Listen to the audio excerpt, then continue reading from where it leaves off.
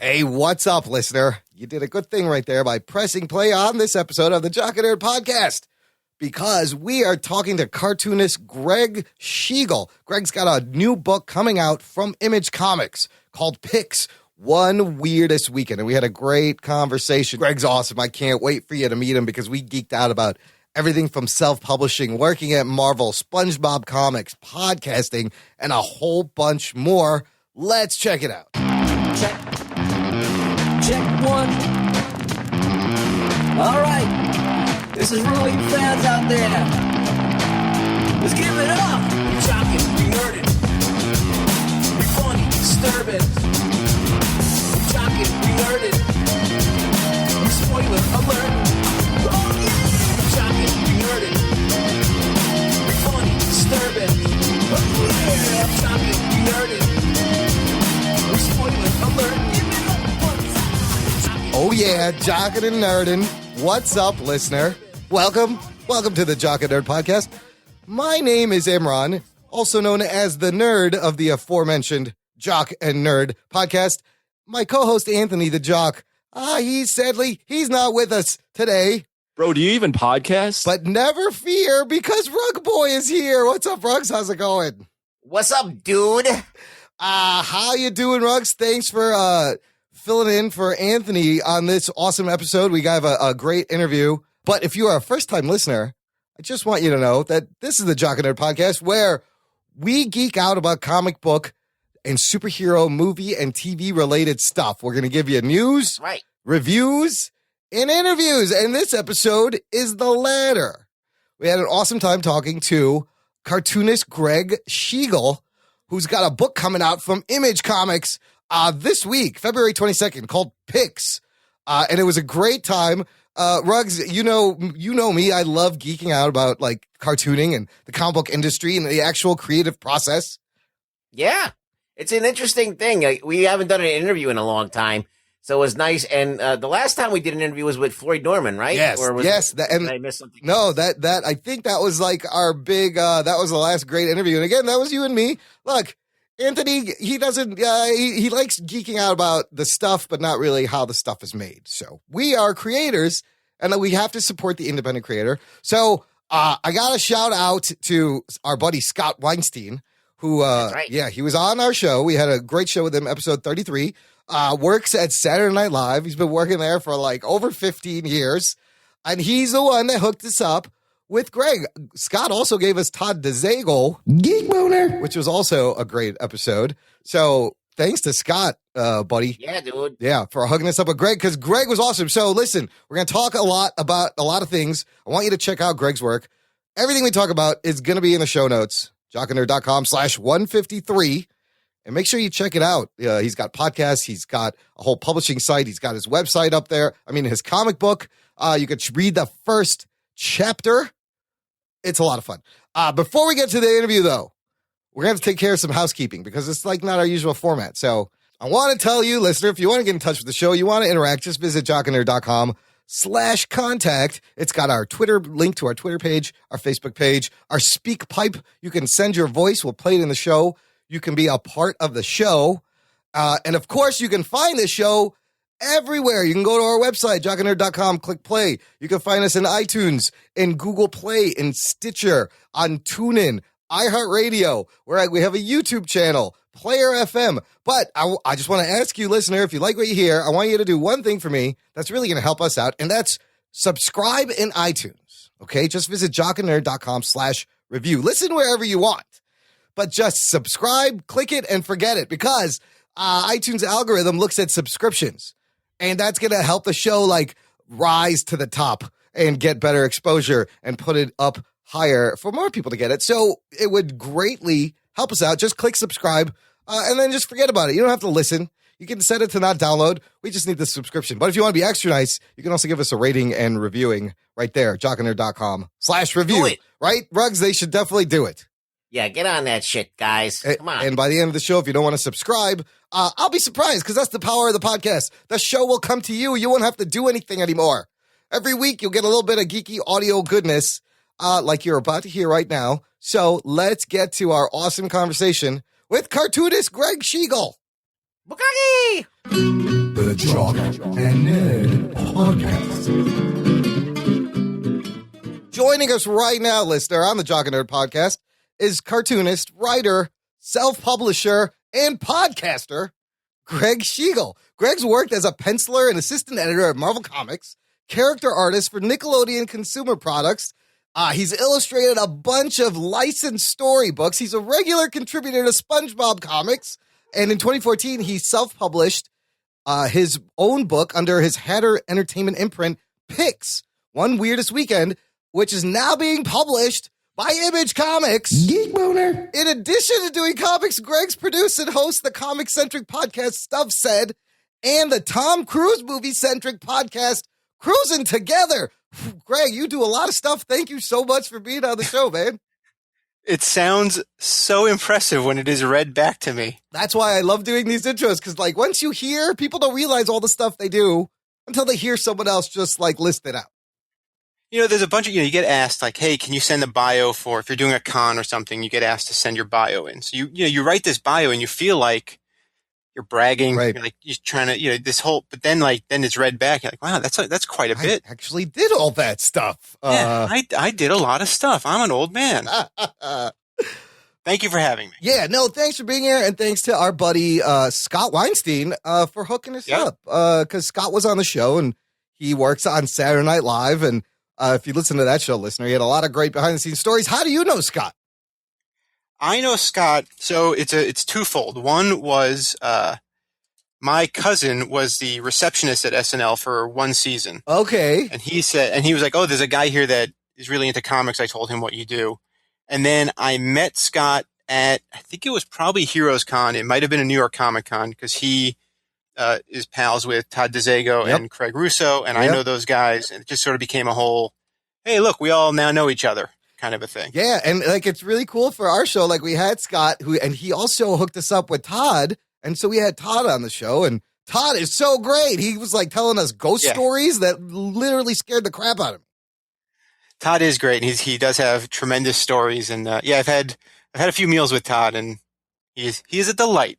And he's a great guy to geek out with over SNL stuff because he knows his stuff and it's fun to have those conversations. And plus he wrote Spider-Man and you worked on Spider-Man too. So let's just get to why you're here first. You got this book coming out, Pix, Volume 1, One Weirdest Weekend. It's coming out this week from Image Comics. Congratulations, by the way. Thank you very much. Yeah. That's awesome. It is kind of awesome. Yeah. It's this weird thing where, so I self-published it 2 years ago. Okay. And now it's a new edition coming from Image Comics. It's ostensibly the same book. There's some bonus pages in the back now. And it's just going to be seen by so many more people that in and of itself is like, it sort of helped it become exciting again. Cause it's the same book. So you kind of have to like, all right, what's exciting? It's like, oh, thousands of more people are going to see this thing. The original self-published version, I printed 1,500 copies. Oh, wow. So you did it in print, basically. Yeah. I did I went old school. I printed them. I shipped them. I went the distance. Whoa. And you didn't crowdfund this either, did you? Nope. Yeah, dude, you did it the hard way. Jesus. I did it the hard way. I saved my money. I took, 8 months of time to put the book together and research paper and printing and the whole 9 yards. Yeah, it's money I'll never make back.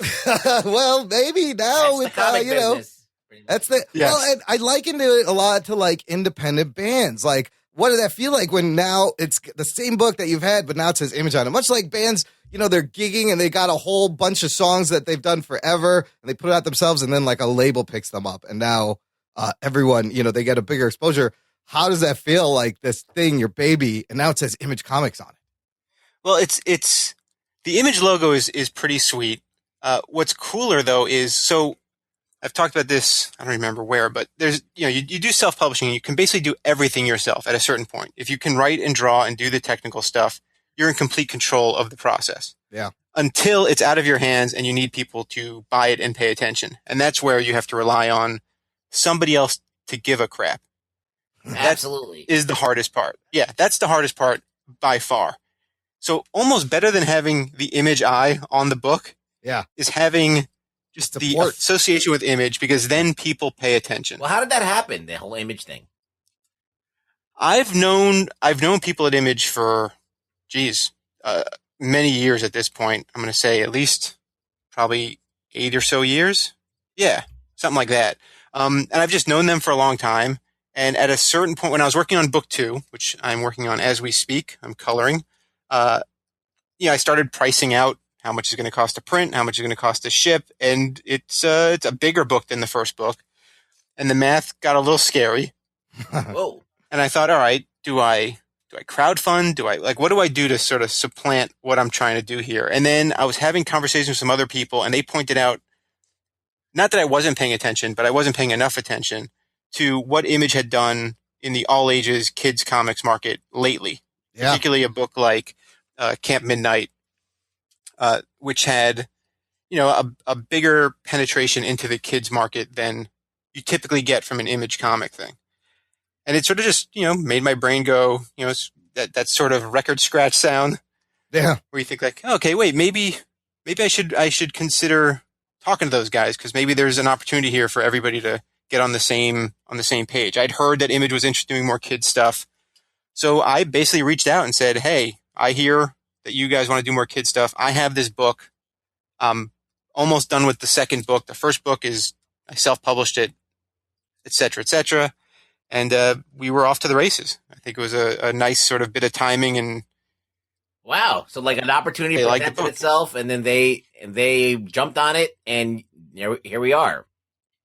Yeah, I mean, it all happened pretty quickly. And I think part of that is that I have, I've been in the comics business for a bunch of years, and I know these guys and gals, and was able to, get an ear and say, here's what I have, here's what I'm offering. What do you guys think? Are you interested? And the answer was yes. And I was like, sweet. Wow. That's awesome. Yeah, you wish you had thought of it earlier, right? Well, again, so when I did the first book, that was I started working on it in 2013 and published it at the end of 2014. Yeah. So at that point, the market has changed even within 4 years, and Image has changed in that time. So I think even at 2013, I looked at Image and I'm like, I don't know if they're the place that's going to be the best spot for a kid's book. At that point, it's Walking Dead. They were making huge headway in the direct market. Yeah. But the kids market is a different animal, and they are better equipped now than they were 3 years ago. Not that they weren't equipped 3 years ago, but it's, you know what I mean? It's the market changes, and when you pay enough attention, you start going, okay, they've got mechanics in place now where they're going to get this book into schools and libraries and the places where kids are who are going to read this stuff. It's so smart for them because you have a finished product you're bringing them. They don't have to worry about anything. And I've loved how Image has pivoted. Like, this is the company that started with like Savage Dragon and Spawn and over the top superhero books. And now they're putting out some of the most like awesome adult sci-fi, fantasy, all different genres, and they're growing and giving the big two a run for their money. It's pretty cool. The advantage that they have is that a lot of this stuff comes from being creator owned, and that's a whole different animal, because Marvel and DC are such corporate beasts now, and everything's done from the top down. It's different when it comes from a personal place, and you're able to get someone who's like, they're not trying to fit a demographic. They're just trying to tell their story. Yeah. And I think you do get, if you've been reading comics a long time, you get on that Ferris wheel of, here's this story, and that the illusion of change, but no actual change. So they keep ramping things up. Yeah. Which is all well and good. But at a certain point, you start reading something like Invincible and you go, oh, stuff really changes. Like this is, There's is stakes and consequences, and people die and stay dead. That's sometimes that matters. which gets into a whole other conversation about just what is happening with mainstream comics and who are they for, and all that. And that and that's something I want to know your opinion. But before we get there, I want to turn the listener on to this book picks, because look, you say all ages book, kids book. And a lot of people, I still think it has that stigma of like, oh, it's not for me. But you shared the volume 1 with myself and Rugboy, and we read it. And I got to say, what a fun book. A great read and great characters, great dialogue. it's not what I expected. Like, it's a kid's book, but it's not just for kids. What did you expect? I thank you very much, but now I'm curious what you expected. Well, I don't know, like, because the book is about, the quick synopsis was like this girl, who thinks she's a teenage superhero, thinks she's a fairy princess. And I just thought it would be more. And then I read, you do SpongeBob comics. So I'm like, okay, maybe it's that kind of thing. But this was more a mashup of like great stuff that you grew up reading as kids, and you really get the sense. The pacing is great. Like, it could be like a TV show. Like, you have such a great, I was flipping the pages. I actually read half of it, and then it was real late at night, and I was like, all right, I'm going to go to bed. I sat down, watched some TV, and then I was like, you know what? I got to find out what happens. So I went back and I read the rest of the book. That's awesome. Thank you. Me. Yeah. Ruggs, what'd you think of Picks Volume 1? One Weirdest Weekend. It was interesting because I had no idea what was being sent to me. I just opened it up and just started going to town. And I looked at I always look at the art first, okay? Because I'm kind of artistic minded. So like, I look at the art and I'm like, oh, this kind of like reminds me of an animated TV show or something like that with like Archie comics or something like has an animated flair to it. And so that automatically got me into the mindset of something that's kind of like that I could watch on the Disney Channel or something like that. And I was like, thought it was cool. It was edgy, and there was all kinds of different genres kind of being crossed over. Yeah, it was a good mix of stuff. And there's still there's an air of mystery to it still. Like, we know that there's more there because of the stepfather and what he said at the end. So, right. So there's still like a mystery there that's going to be solved. But it was a lot of fun. A little kid could read this and have a ball with it. So you guys are making me blush. Thank you very much. Oh my God. No, it's so good. I love, this is the kind of fantasy I like, where it's real, it's grounded in reality, and then it just gets a little crazy. It gets a little tweaky, and you're just like, what the hell is going on? Because, you sometimes when you let your mind just daydream, I have a weird imagination, and I'm like, what if all these things came to life and started attacking me? What would I do? And it's like, that's what happens in this book. So for the listener, Greg, give us what is your convention table pitch? So the convention table pitch is, Pix is a teenage superhero who believes that she is a fairy princess. In book 1, it is very monster of the week. So in every chapter, there's a new sort of threat or weird thing that happens to her. I've described it as Buffy the Vampire Slayer meets Alice in Wonderland in Riverdale. Yes. I've also described it as if Spider-Man was a Disney princess. Yeah, I love all those mashups. So yeah, it is. It's clean fantasy stuff. Like it's not high fantasy by any means. I have no real patience for high fantasy stuff. So it's more fairy tales and fantasy, and then superheroes the way I remember them and feel about them. So they're big brassy adventure stories. There's no secret identity, but there's still the tropes are there because the parents are she's sort of not quite sneaking around, but trying to do the good thing, but then still be a regular kid. Yeah. And it's I read superheroes from when I was a very young kid, and I have a very specific concept of what I like from my superheroes, and I like them to be good and superheroic and use their superpowers a lot. So I tried to do that as much as possible in the first book. And then, curiously, in the second book, which comes out in May, she decides that she might be causing more problems than good with her superheroing and quits being a superhero. Classic Spider-Man, Peter Parker. Yeah, it's a classic second act, and and she tries to be a normal kid, tries to behave and act like a normal kid, and of course it doesn't work out. Because that would be a boring comic book. No, of course. But then in the third book, she has to fight her evil doppelganger or something. Yeah. That's how that works. It is not a doppelganger, but enough happens in book 2 that book 3 gets set up pretty well. This book has great characters, great twists. It's got everything from like a shrinking adventure, a killer magic 8-ball, then a monkey fighting a bear and talking animals. It's so much fun. And all those. It was like watching a cartoon. It was like reading a Saturday morning cartoon, and I really enjoyed it. So awesome! Those are all. I like all of those descriptions. There was a show. I don't know how long ago it was. It was Batman the Brave and the Bold. Did you ever watch that? Yes. Oh, I love that one. It had the best Aquaman I've ever seen on TV.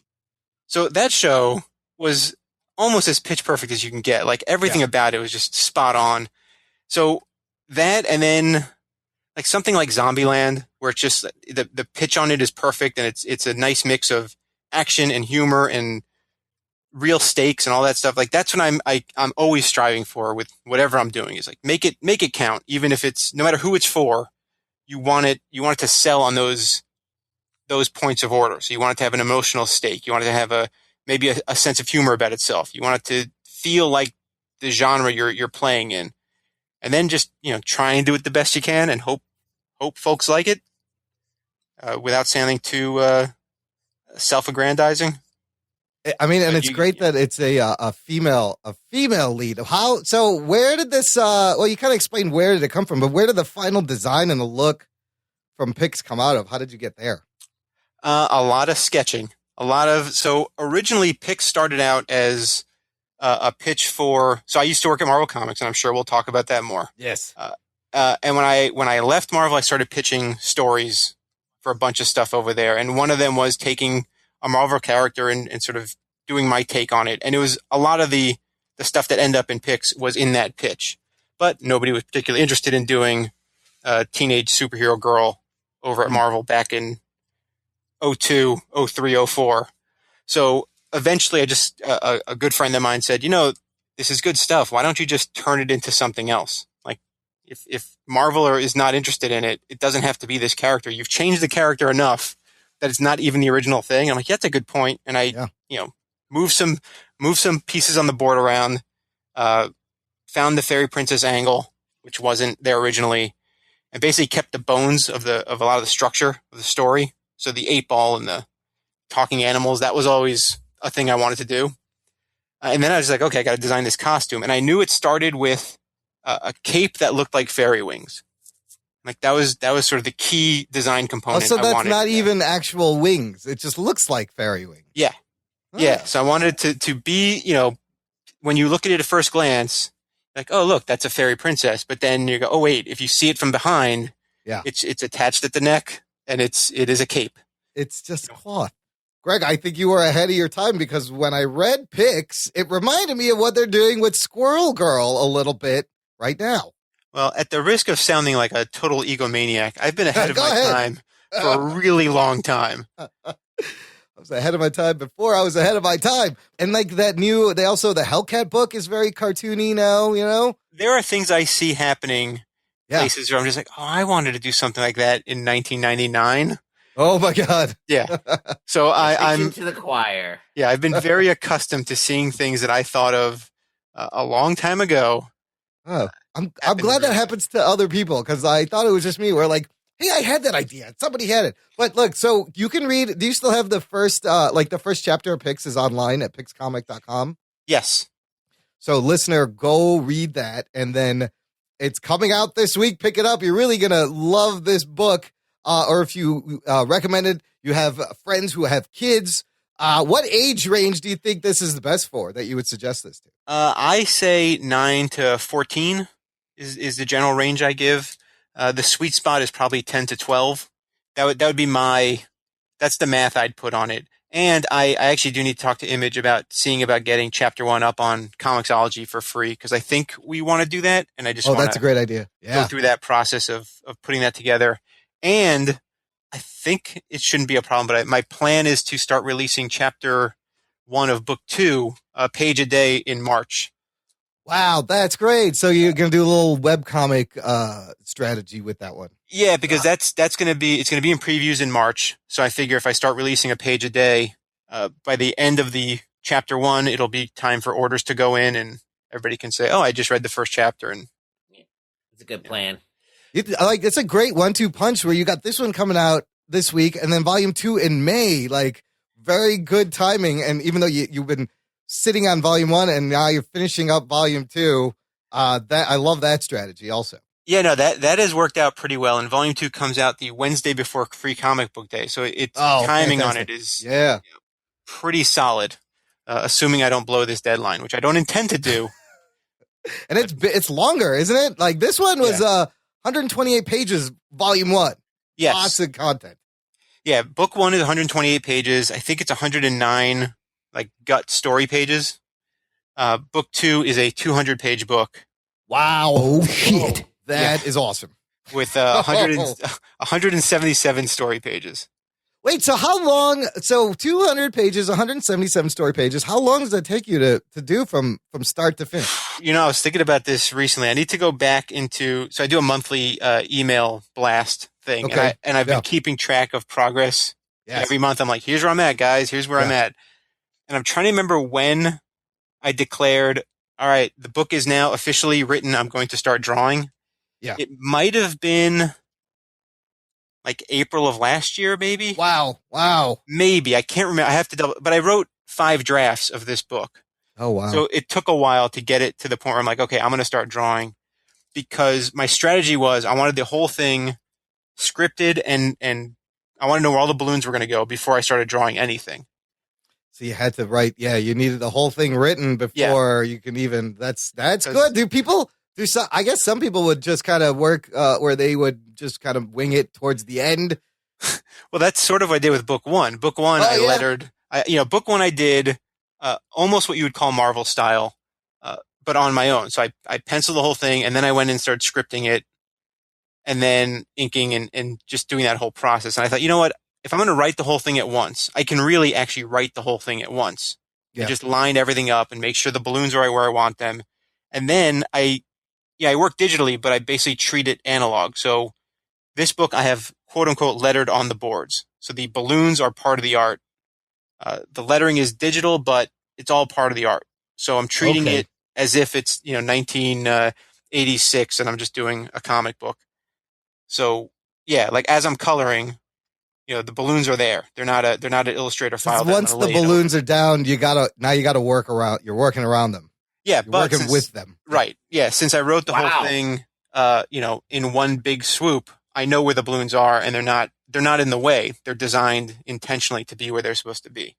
That's crazy. No, I don't know that many people that do it that way. You typically don't, because right. you when you do things digitally and you have your balloons as a separate file, you can move them around. You can do that. There's more room for changes on the fly. Yeah. But ideally, it's almost like I've never made a movie, but I know the terminology because I've watched Project Greenlight. Yeah. I'm on script. Script lock. Like the script is locked, and now we're shooting. Yep. And then it's going to be picture lock. You know what I mean? Yeah, I love that. I love that approach, working old school, but working digitally, but with an old school process, because it really just forces you to, think of your composition, think of your storytelling, and it's great. The pacing is great. It has a very cinematic feel, and let's not forget, it's full color. So you are the writer, the penciler, the inker, the colorist, the letterer. Yeah, the publisher at one point. The publisher too. That's awesome, man. This whole book is you. Yeah. Yeah, from the root to the fruit, as some might say. Can I ask a question? Yes, go Rugs. I don't know where you're gonna go, but he's talking, he's telling me that he's doing all this stuff and everything he's doing. So I'm wondering, is there more in the tank? Do you have other ideas? Like, you have one property that you got out there. Do you have more, or are you like a boundless, well of ideas, or is this like your opus? This is not my opus. I have too many. I am a classic case of too many ideas, not enough time. All this stuff takes too long. There are moments where I'm like, I should just come up with a way to draw that's faster or simpler or, more cartoony or something, because it all takes, okay, so I'll give you a perfect example. So I'm coloring the book 2 now, and I color trees a very specific way. So I lay in a color, and then I go in and just use a bunch of sort of quick lines to give a texture of a tree. It's not painterly by any means, but it's not just, boing, boing, boing, and shading a tree. Right. A part of me's like, why have I done this? Like, why didn't I just shade this simple? It would have been so much easier. That kind of thinking starts kicking in my brain, because I'm like, everything takes so long. Oh, well, I see that. And even in the first book, you have like a shadow, and then you got a highlight on the tree when, you really could have just made it one thing. Yeah. Well, you can totally tell that there's more there to the artist than what's on the page. Yeah. You can tell that you're going for a style, and you're holding it into this. You're kind of giving yourself these rules that you have to kind of abide by. Well, you want the characters to not change their appearance throughout the book. You sort of, it's funny because I've looked back at book 1 because when we sent it back to press, I sort of just went over it and fixed some typos and that sort of thing. But even looking at book 2, I'm like, yeah, the characters have changed just slightly. Like some of the design, some of the way I'm drawing them, little tweaks here and there. I don't know that anybody else will notice it. But yeah, this is not my opus. It's a story I enjoy telling, but I have various other stories and various stages of incompleteness. I think a lot of folks do. How many volumes of I find it fascinating because, like, you have a person who has all these ideas. You're wondering which one do you choose to pursue? Yeah. And which one lands in a place where people are going to want to read it? Because you have all these ideas. You don't know which one to actually focus on. And that's a crazy thing in itself. Well, I can answer. So, Imran, your question was how many volumes are there going to be? For the time being, I know there's 3 for sure. I have rough concepts for an additional 2 if it turns out that this thing becomes a smash success and it merits it. Yeah. But if it lands at 3 and that's the story, I'm perfectly happy with that. It will reach a conclusion that will be very satisfying. I think it's the ending that I've had in mind, although it is slightly changed. I will admit I've had an ending in mind, and I came up with a bit like a month and a half ago. I'm like, oh, that's a pretty good bit of business. Yeah, this is good. It has slightly changed my ending a little bit. I have 3 volumes that tell the main story, and then I have some other sort of cute ideas that could become books 0 and 4. Nice. Well, I like that you have like an endpoint, and you're trying to be realistic about it. You're like, look, let's just tell this story while I got the chance here. Yeah, it's a combination of, I have other things I want to get to, and my brain has sort of changed as a guy who grew up reading monthly comics that went on forever and they were awesome, to somebody that tends to think of what's the ending. I just write better when I know where the story's going. Yeah. The idea of writing just to, I've heard Mark Waid talk about it, and I talked to him a little bit about it. The idea that he just write himself a cliffhanger and see where it goes. Oh, yeah. I can't do that. Like, I need to really think about the whole thing, and knowing the ending for me is key. Like, there's an old House of Pain song, if I may. Yeah. Where it's, how do you know where you're going if you don't look back? Blah, blah, blah. Yeah. It's like, how do you know where you're going if you don't have, like, you need a map, you need a destination. I like having a destination. Keeps me focused. I mean, there's the 2 like strategies. The other way is a lot like the soap opera. Like, if you think of the soap opera, they're just making this shit up week by week. They know there's no ending, and they kind of do that. They give them, here's something crazy. Let's see what happens. But as a reader, when you read that stuff for so long, you're like, I kind of wish they would just wrap this up. Well, it's funny because like all of this crazy shit happens, and then it seems like it didn't matter. Like a year later. Yes. So, yeah, it's funny because so some of the stuff in Pix book 1, like the crazy 8-ball. Yeah. Like that stuff was stuff that I came up with sort of on like, I want to do this thing. This will be cool. It's a neat visual, blah, blah, blah. And in time, I've actually come up with some stuff that in book 3, all that is going to start making sense. Oh, cool. I can kind of see like you're setting up things, and these things are more than just incidents, and they're going to be connected. I was thinking the whole time. I was like, there's more to this. Well, when it was originally written, there was nothing more to it than this will be cool, and she fights it with a Q-tip. That's funny. Like, that was it. And then I came up with something like, wait a minute, this could actually, this all makes sense now, and it sort of pieced together much more sensibly for me. So, because in the if you ever read it, in the one part of she suddenly just shrinks for no reason and falls down a drain. Yeah. You're like, what? Okay.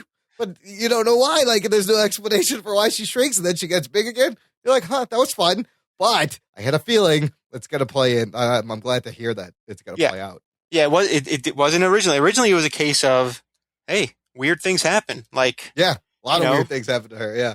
In Goldilocks and Three Bears, the bears talk. There's no explanation as for why they talk. They just do. That's true. And you sort of go with it. So part of me likes the idea of sometimes you just go with what you're given. You play in the reality that you are delivered. So I don't always like to explain everything, but I've come up with a thing that makes sense to me. So now it will make sense, but the original intent was this will be fun. Period. Hard stop or period or whatever the phrase would be. You know, and we talk about that a lot on the show. We're big fans of like, look, set your rules, but then stick to the rules and play with the rules and break your rules, but at least have a consistent set of rules that this reality adheres to. Ideally, yes. You can do anything as long as you set some kind of rules to it that make sense in your world. Yeah. And that's it. Like, a lot of people, some people don't even do that at all. Well, I often point to The Wizard of Oz as maybe one of the great examples of this. More the movie, because the book is a little boring. But in The Wizard of Oz, so going back to comics, and we'll keep going back to like mainstream comics, but there's there's always this leveling up of what the threat is. What can you do to these characters to make them really have to face, everybody talks about Superman. What can you do with Superman? He's invulnerable to everything. Right. Yeah. And then I always say, make something up that he's not invulnerable to. Because in the Wizard of Oz, the Wicked Witch, her weakness is water. Like, it's as simple as water. It doesn't rain in Oz. I guess even beyond that, like for us, water is a non-threat, right? Unless you're drowning. Absolutely, yeah. But in the reality of the Wizard of Oz, water is very dangerous to this character, and that's the way it works. Sort of like the old Green Lantern, yellow was his weakness. And as an adult, you can go, that's silly. Yeah. But when you are 11 years old and you're reading a Green Lantern comic, you're like, oh crap, this guy's ring is yellow. That's his weakness. He's in for trouble. That's why I love, I've always wanted to work in children's books just because you can set this whole world, this whole fantasy, and the kids buy in to everything, and now you are running this fantasy. Well, you can arguably do that in grown-up stuff too, if you have grown-ups that are willing to play ball. I mean, grown-ups are willing to play ball and watch The Walking Dead and say, all right, this is how zombies work in this world. Yeah. Yeah. And then if you start asking questions, then it all falls apart. Everything will fall apart if you start asking questions. I'm really bad at that because I do that way too much. And I'm like, you know what? Maybe I should just not ask this question. But how come? Well, it all depends on your point of perspective. If you really like something, if something connects with you, you will defend it to your last breath. If something doesn't catch you right, you're going to look for reasons not to like it. And all you have to do is ask a couple of questions, and there you go. Now you got a whole reason for not liking something. So I mean, it's easy to pick certain things apart and find why does Batman wear his underwear on the outside? I mean, he doesn't anymore, but and I've always thought that the second you start, I haven't always thought this, but in the past maybe 10 years, the second you ask that question is when you need to step away from Batman for a minute. Yeah. Take a break. Maybe read something else. Yes. So you're of the mindset that anything goes in comics. Or anything goes in storytelling. I'm of a bunch of different mindsets, but I tend to be more often than not, I tend to be of the mindset that it's very possible, I could be wrong, but it's very possible that superheroes are maybe best for children. Which is to say, and I use Aquaman as my example. So Aquaman is a character people love to make fun of, right? He's the biggest joke of them all. Yeah. When I was growing up, and I grew up in Florida, so maybe this has something to do with it, Aquaman's powers were amazing. The idea that you could breathe underwater and talk to sea life is unbelievable. Sure. Yeah, you're surrounded by water. You're like, this would be great here. Yeah. So as far as the second you start thinking that's a silly power, Aquaman is not for you. Like, you're not the audience for Aquaman anymore. So I think something like Aquaman, something like Wonder Woman, something like Hawkman, these are things that on their surface, even their goofiest, a 9-year-old or an 11-year-old is not going to ask these questions. They're not going to, it's just like, oh, that guy has wings on his back and he hits things with a mace. That's amazing. Yeah. Full stop. Well, that's it. Yeah. But the problem is, like, as we've grown up, the readers have grown up. Like, I'm a huge Spider-Man fan, and I've loved him growing up, reading him growing up, and it's kind of like you want him to grow up with you now, right? You want some adult stories, but at the same time, you got to address the new readers. Like you said, superheroes are inherently for children, which is why I think all these all-ages books like these are getting really popular again, because people have forgotten. Everything got so dark and gritty, and they forgot the joy where everything comes from is the magic of being a kid and reading superhero comics. I think there's also a bit of, there's a lot of talk of, oh, we got to break the toys. You got to break the toys and rebuild them to find new stories. And then right. I kind of think like, or just give the toys to people who want to play with them. Yes. So the end of Toy Story 3, everybody talks about the furnace part, but I think about the part where the kid gives his toys to the little girl so she can play with them. Yes. And that is super moving. And maybe I'm a giant sap, but like I see that and I'm like, that's what you do with this stuff. Like when you've gotten to the point where you want to break the narrative of Batman and make it something new, you hand pass it to on. somebody that wants to tell Batman stories, and then let people that have not read Batman stories enjoy Batman. But where do you define what Batman stories are? Because it's like Batman has got such an illustrious, career. He started out as this very serious, toned down detective, and then in the 60s he became kind of like this garish, person, this kind of detective. So which Batman is there? There's many iterations, and then there's a lot of different ways you can take any character and like revamp them or reimagine them any way. So Batman becomes a tricky one because he is so interpretable.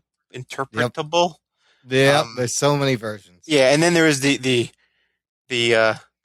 debate that people like to have over who's the mask. Is it Bruce Wayne or is it Batman? Which I have a third option, which is it's none of the above. It's the guy who's in the cave. Yeah, my theory is the real guy is when he's in the costume, but the cowl is down and he's talking to Alfred in the cave. That's the real guy. That's the real. It's a little bit of both. Yeah, that's where that's his safe space. Yeah, everything else is some version of he either wants to scare people or make people think he's an idiot.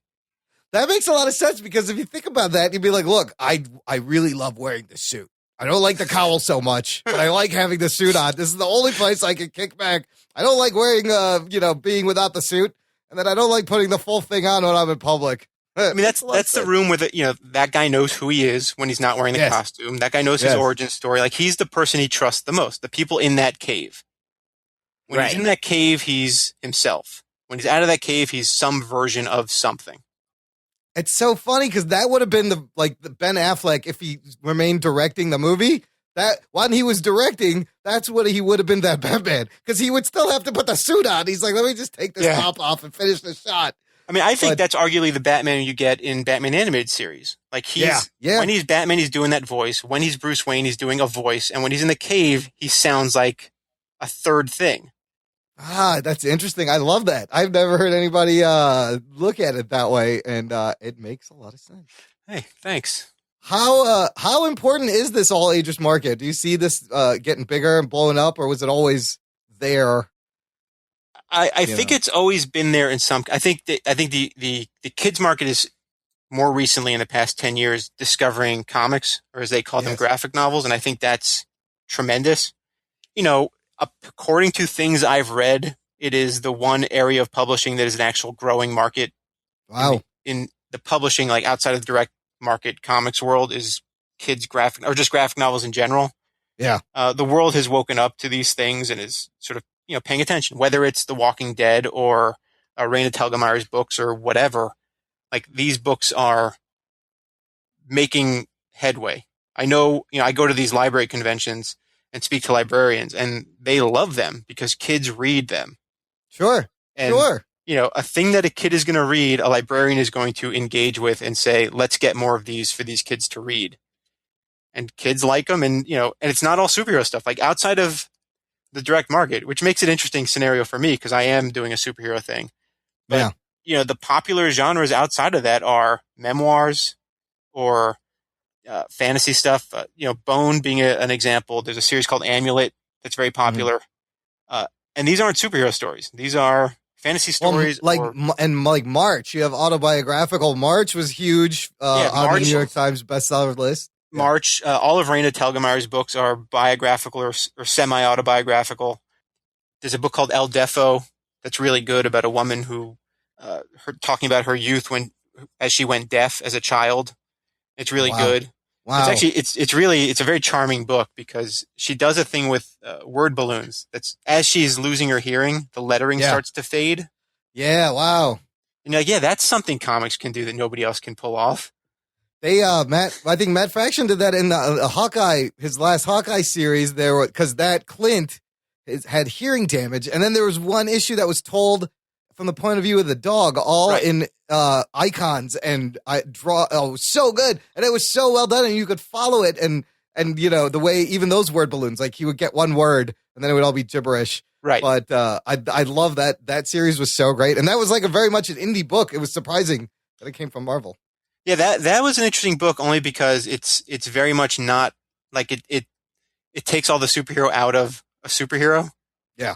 So it becomes an interesting it's a good book, but is it Hawkeye? Like I've heard a lot of people describe it as like, oh, he's doing the Rockford Files. It's like that's great. Yeah. But like why'd you have to do that to Hawkeye, who's kind of a fun superhero guy? It wasn't. Yeah, maybe it wasn't. He barely shot any arrows. Okay, so speaking of Marvel, I gotta know, man, how did you break into Marvel? I want to hear this story, because I'm sure if we have listeners out there that, like myself, who have I wanted to draw, I would have always wanted to work for Marvel, DC, draw Spider-Man, yada yada. How did it happen? All right, so to paint just to make it as very clear as possible, this happened in the mid to late 90s. So everything has changed. Yes.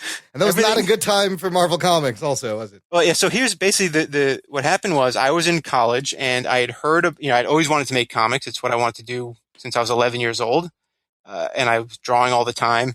And I knew that they had internships at Marvel Comics. Mm-hmm. So I looked into the internship program and I remember calling and speaking to somebody at Marvel. And they basically broke it down for me. They said, look, you send your resume in. We look them over. If there's a position, we'll let you know. But right now, the company, this was in 1996. Yeah.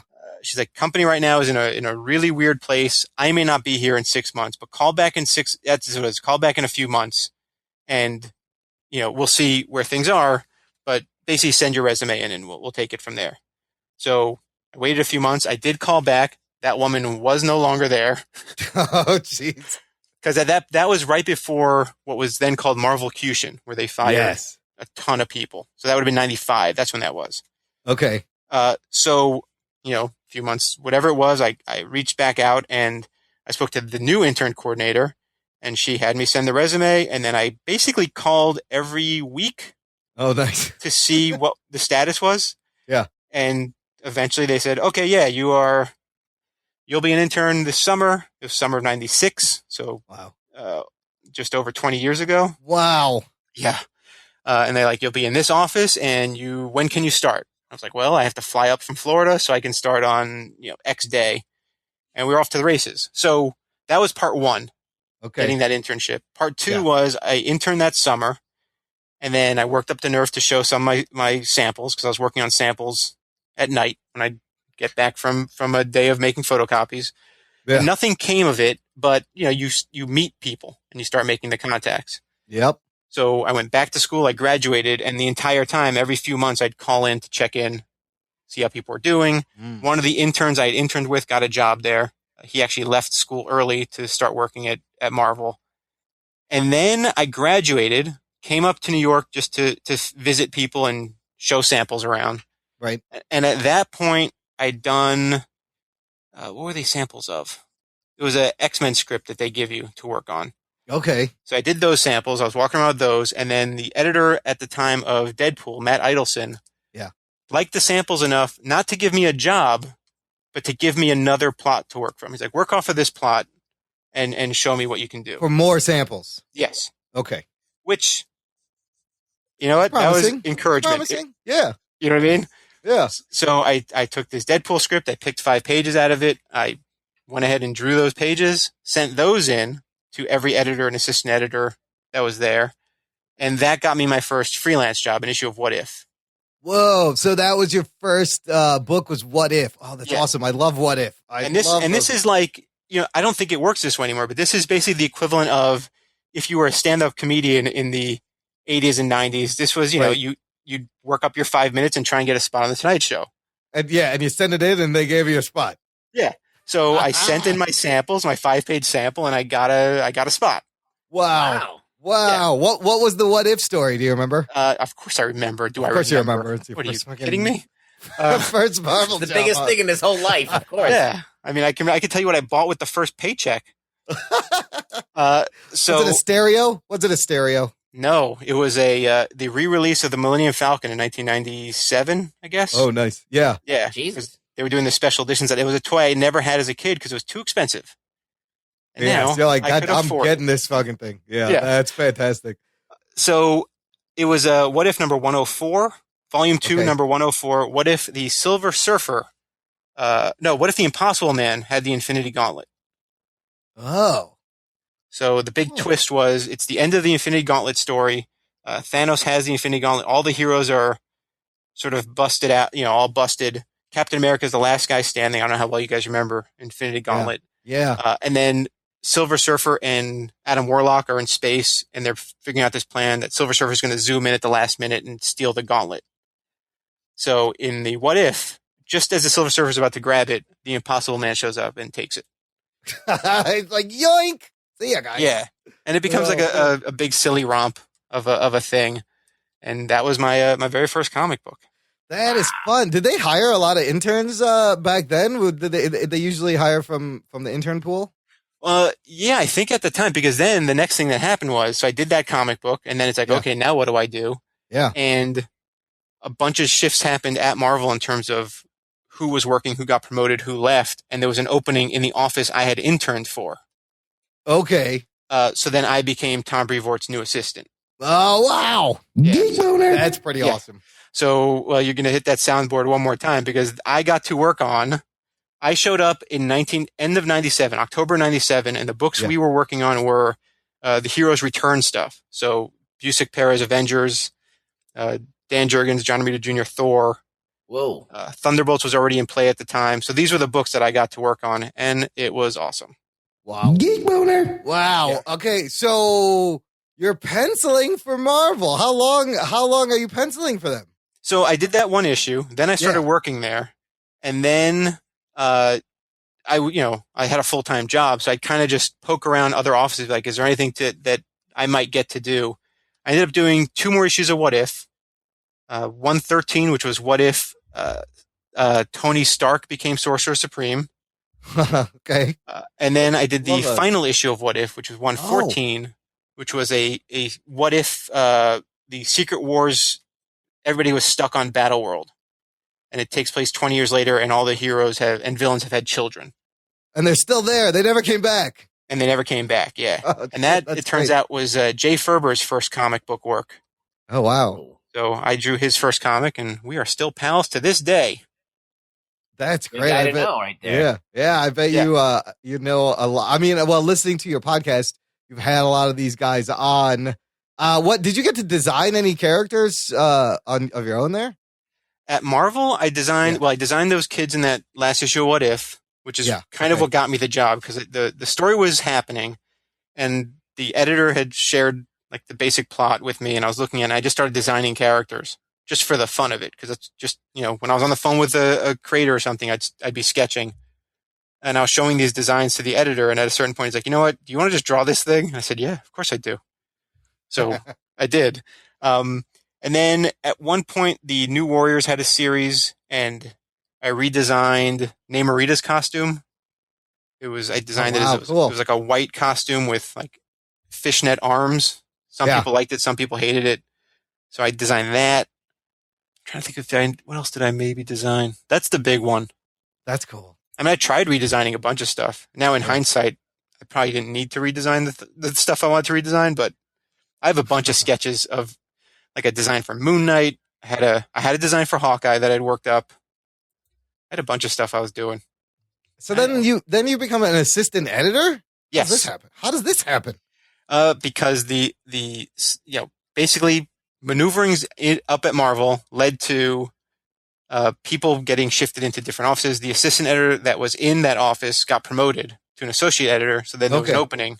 Okay. And I got the call and like, hey, do you want to come up here? And I said, of course I do. And that was it. So I became an assistant editor. I did that for 2.5 years.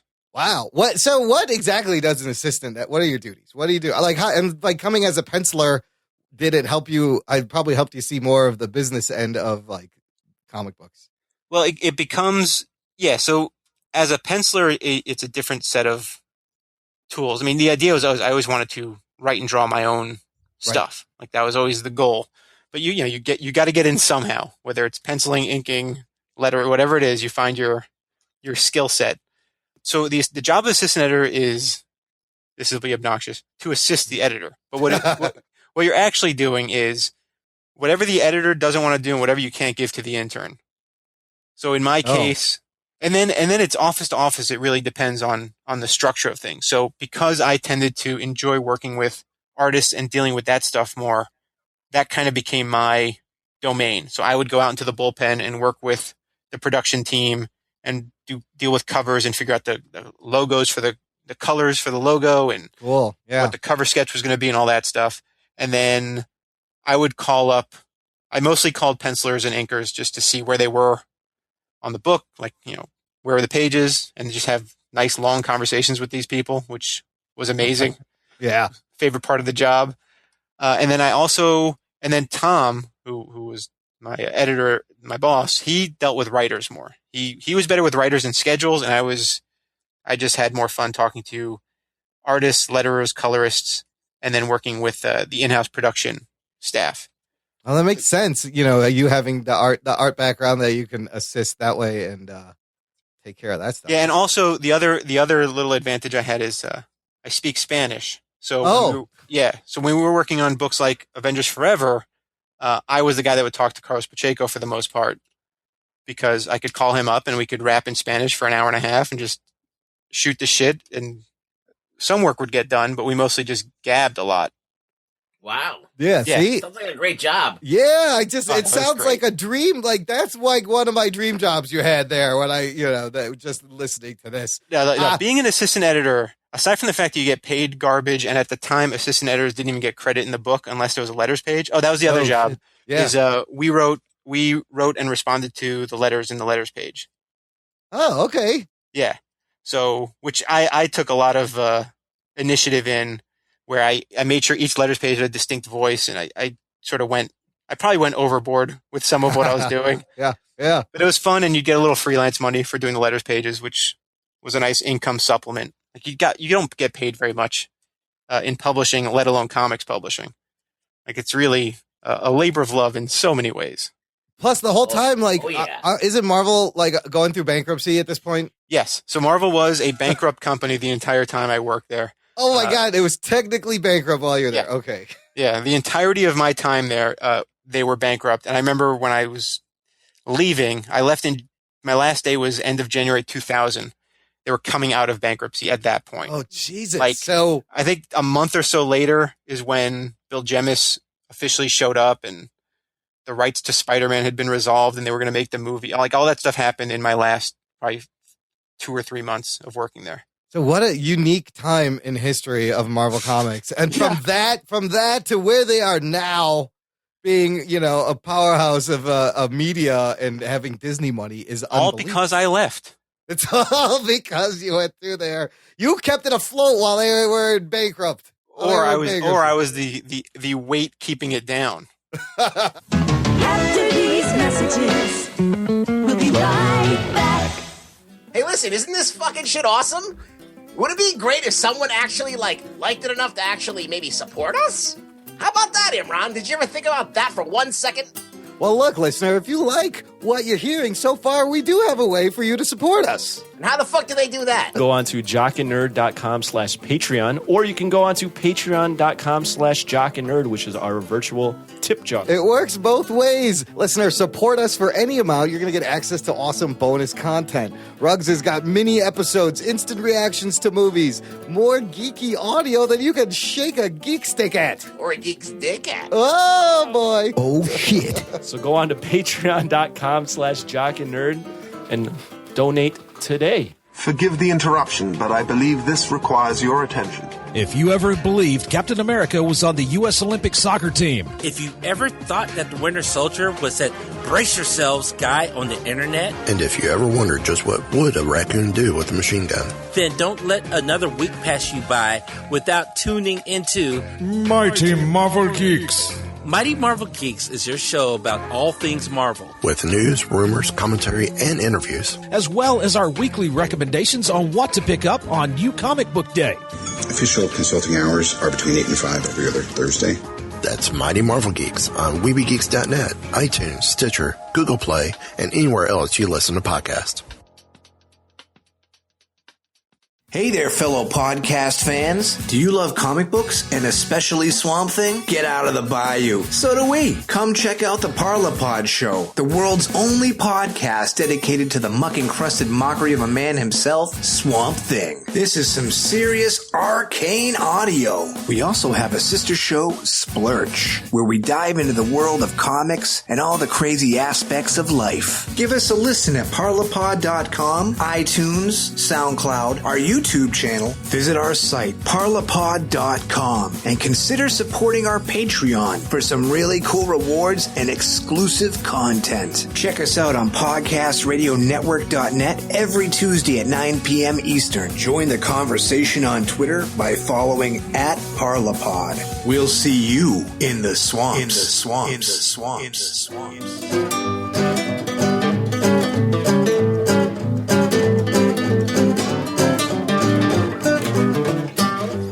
Look, I got to talk about one thing you worked on during this time, and this is something I wasn't aware of because I started reading comic books like 1986, but then by the mid 90s, I was out because I was like, it was oversaturated, right? And like I said, when Spider-Man had 14 different titles, I was like, no, I can't. Yeah, I can't do this. Plus, the Clone Saga broke. Yes, the Clone Saga completely killed me. Plus, that was when I started college, and so. Sure. I'm in New York City. I went to Pratt. I'm in college. Not really reading comic books, but I did a little research. Ruggs, do you remember the story FastLane?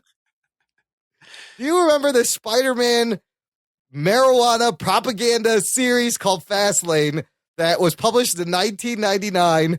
I read the whole backstory on this, and this is crazy. I need you to tell me the story of FastLane. Me? Not you, Greg, yes, who Ruggs. grew it. Ruggs, make it up. Improvise something. Ruggs, do you remember FastLane at all? Have you heard of this? I don't remember it at all. So here's, I'll give you the semi short version of. So FastLane, at a certain point when I was working at Marvel, I got to become friendly with and learn about their licensing division. Yes. Which for somebody that just wants to draw superheroes being superheroes, that was. That sounds like a great job. Yes. Yeah. It was awesome because especially at Marvel, it wasn't really style guide driven. It was, custom comics or, we need a drawing for an amusement park ride at Universal Studios, that kind of a thing. Yeah. So I got in with those dudes and started doing work with them, which was awesome because it paid better because the budgets were better and you just got to draw superheroes. Yeah, you don't have to worry about story or anything. You just make a cool superhero. I'm going to draw Spider-Man. He's going to look awesome. That's it. You just get to draw. Awesome. So at a certain point, there was this project that they had been working on in conjunction with some White House office for a PSA, like a straight up don't do drugs PSA comic. And they said, hey, do you want to draw this thing? And I said, of course I do. Spider-Man. I'll draw a Spider-Man comic. Why not? Yeah. You have to do it. Yes. Yeah. Like, how do you not turn that down? You can't. Yeah, you don't turn it down. No. So, they told me what it was and they're like, there are going to be certain rules that because it's an anti-drug thing, but it's going to be everywhere. Like this comic is going to be in every Marvel book for 4 months, skipping it. Like it'll be every other month, but for 4 months. And it's going to be in Boys Life magazine and Girls Life magazine. And I think like Parade. It was everywhere. Like the print run was ridiculous. Wow. And I got to pick my inker and everything about it was like, oh, this is a perfect gig. Yeah. Everything about this is great. It paid better than my regular page rate was. Like, it's gorgeous. And then just drawing Spider-Man. Like, doing anti-drug stuff. So it started coming out. People hated it because it was in every single Marvel comic. Like you could not escape it. And then it wouldn't be in the next month. And then it would come back. So they did every other month for 4 months. I don't understand this strategy. First of all, it was November. I think it was October, December. No, it was. I don't remember. I just know it was at the end of 2000, end of 99 into 2000, and people just become in the early days of message boards, people had no patience for this thing. Well, I can imagine it would have been confusing because like it was these inserts, and they kind of like in the DC comic books they had the Superman, Batman, Wonder Woman Snickers ad that confused, those are annoying as fuck, confused the shit out of me. I was like, wait, what? When did Batman get to this story? And I'm like, oh, it's a fucking ad, and it was in every fucking issue. It was it was exactly like that. But it was each one was 8 pages, and we did it to look like a damn comic book. So it looked like, I mean, if you were reading a Spider-Man book, you were definitely going to be confused because like, how did the story? Who is this guy? Why does he have a bowl? Why is he? Where's this a smoky van in this? Yeah, and it's a totally cheeseball story about the menace of marijuana and what it can do to you.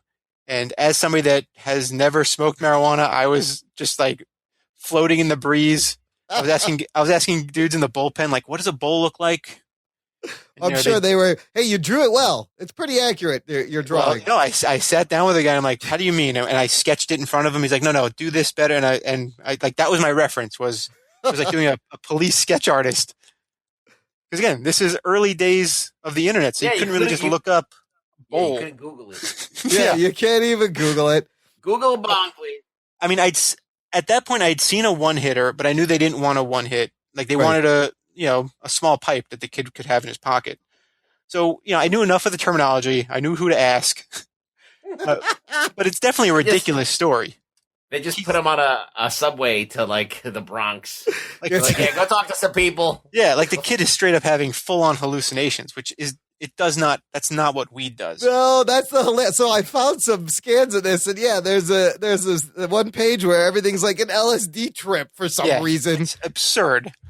And I read that you couldn't draw him actually smoking anything. Yeah, he couldn't. The things we couldn't do, he couldn't actually be smoking. Spider-Man couldn't punch anybody. Oh boy! So all the fights had to be choreographed so that he would just use his webs to trip somebody up or what. I got to draw him jumping around a lot, which was fun. I got to draw Mysterio, which was great. Yeah, dude, you got to draw Spider-Man. I mean, it's hilarious how infamous this is. It's actually Ruggs. This is in the Reefer Madness Museum. This comic book. Holy shit. Is it really? I believe so. It's on reefermadnessmuseum.org. Wow. So it's done good. I wonder how many kids actually started smoking pot after they read this. I think that's what I would have done. People smoked this actual comic. They just rolled it up and smoked it. Yeah, they're like, we're just going to smoke this comic. Hey, man, the drawing is good. That's all I can tell you. Thank you. Yeah, no, there was definitely a case of, okay, so at the time, Tom and I were putting a book together called Avengers 1.5. Yeah. Which was a Bruce Timm Avengers comic that was freaking awesome. Wow. And the entire idea of it was Bruce Timm and Roger Stern. And the whole idea of it was we wanted to basically make a comic that would have come between Avengers number 1 and number 2. So it had to look like a comic from 1963 or 62, whatever it was. So we built this thing, from the ground up, I suppose. We got fake ads drawn, promoting books that didn't exist. Oh, even the ads are all old school. Nice. Yeah, the ads are all old school. I found an ad from a comic, and I took all the text out of it and rewrote the body copy, keeping all the headlines, like made a joke ad on the back cover. Like we went full out on this thing, colored it like an old comic. Everything about it looked like an old comic book. But it was coming out in a month that FastLane was going to be in every single book. Oh, no. So I actually went down to our manufacturing and said, listen, I'm asking you, I drew this thing, and I do not want it in this comic book. Please don't run it in this comic book. Wow. Can you please not put this thing in this book? It will ruin the entire thing. Oh, no. And I got assurances, yep, we'll make sure it's not in there. Great. And boom, there it was. Oh, no. And, I tore mine out. Wow. I heard people were so mad at this, they would rip it out of the comic book. Yeah, I ripped it out of my copy of Avengers 1.5. The goddamn penciler himself is like, no! Yeah. Why? Like, this wasn't supposed to be here. I asked for it not to be here. Is this the only time you got to draw Spider-Man also? No, because I did a lot of Spider-Man stuff for the licensing people. And in the first comic I ever drew, that issue of What If, in the event that it was going to be the last comic I ever drew, I did draw every character I ever wanted to draw in the background. Oh, nice. You just slipped them in there, huh? No, there's at the end of the story, the Impossible Man shows up, and he's made like a bunch of other Impossible Men. Yeah. So and they're all turning into something else. Like they're all just being transformed into other stuff. So I'm like, all right, well then I'm just going to do an Impossible Man version of every character I've ever wanted to draw. Great. That's great. So, and there's a silhouette of Batman in the background. But it's all Marvel characters. Deadpool's in there. Like they're all. It's a big super party of characters. So if you find What If number 104, the final panel at the last page, it's got everybody. I want the collected edition of the FastLane. That's what I want. There's a collected edition of it in Marvel put out a trade of like their PSA comics. Yeah, and it's in there. But before you go and spend the ridiculous amount of money it costs to buy this thing. Yeah. Instead of working from like the original film and files, they just scanned like the old insert. It looks terrible. What? Yeah. What? It looks awful. Whoa. Yeah, it's now I'm thinking of an elaborate prank to pull on Greg. It's like every time he buys a book, he opens it, it's in there. You put FastLane in there. He goes on a plane, he pulls out the magazine that they give you. There's a FastLane insert in the Sky Mall. It's everywhere. And that would be a cruel gag because you only get paid once. Yeah. I didn't see any of the Sky Mall money. Damn it. But just all the Boy Scouts that got to read that. Just think of what good you no, people, if you were reading comics in the late, 99, 2000, most people have some memory of FastLane, and most people say the art was good, and that's fine by me.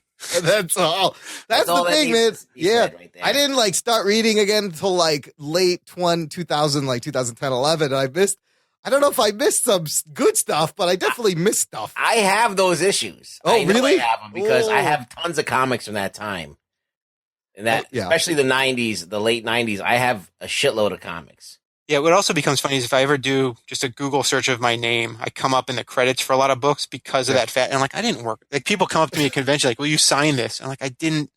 Like, I guess I did the insert, so. That's it, not the whole book. Like, all right, man. I guess I'll sign it. It feels weird. So, Greg, what I wanted to ask you is your work with, you're doing SpongeBob comics currently? Yes, I've been involved with SpongeBob comics since the comic launched, and before that at Nickelodeon Magazine. Wow, at Nickelodeon. So you've done a lot of work with licensed characters, and this is something I didn't get. We talked to Floyd Norman, Disney animator, and it's something I didn't really get to ask him that I wanted to ask was, working in this house style. When you work for a Disney or a Nickelodeon or a SpongeBob, obviously everything's kind of got to look the same, and you learn how to draw similarly to other people. Now, I'm sure you, as the actual artist and hanging out with cartoonists, you notice little differences in who draws these licensed characters, but at heart, they're licensed characters. They got to look in that certain style. Is it challenging to work in the house style, or how do you put your signature in this house style? You definitely don't put your signature on it. Okay. The idea is to make it look like it looks like on TV. Like you want it's called on model. You want the stuff to be on model. Okay. So you get the model sheets, you study the model sheets, you learn what the proportions are, you make sure, when I was doing it, so I started at Nickelodeon in their creative services department or consumer products department in 2000. Okay. And my first assignment was, all right, there's this new character named SpongeBob and start learning how to draw him. And you start by just drawing the wedge shape, like the basic box shape over and over again till you get the proportions right. And then you just look at a bunch of model sheets, and I just would watch 2 or 3 episodes a day and pull screen grabs and just, you're studying it. It's like studying anatomy. Yeah. Yeah. And looking at how you look at storyboards to see how they're constructing the figures and all that stuff. And you just sort of learn it, trial and error and practice, and getting notes back from production in LA. They'd send back blue lines and with tracings over it to show you what you did right or wrong. And eventually you sort of get a knack for it to the point where I had reached the point where I was doing corrections on other people's stuff. Oh, nice. That became part of my job. So depending on the characters, sometimes it comes easier than others. So SpongeBob was pretty challenging because he's such a specifically weird little character. Yeah. Yeah. Something like Invader Zim, for some reason, came a little easier to me. Okay. Jimmy Neutron was maybe the easiest of the bunch because it was going CGI to 2D. So everything I did Yeah, well, you could make it kind of your own thing because it didn't exist in 2D. Yeah, there was a little more freedom in terms of all right, it's just going to look like a cartoon character, and there's not really a model to. I mean, there was some stuff like you could make his head too big, you can make his hair the wrong shape or whatever. But at that point, I was pretty much the only guy drawing Jimmy Neutron stuff. Right. So now you're kind of setting the on model for in the future.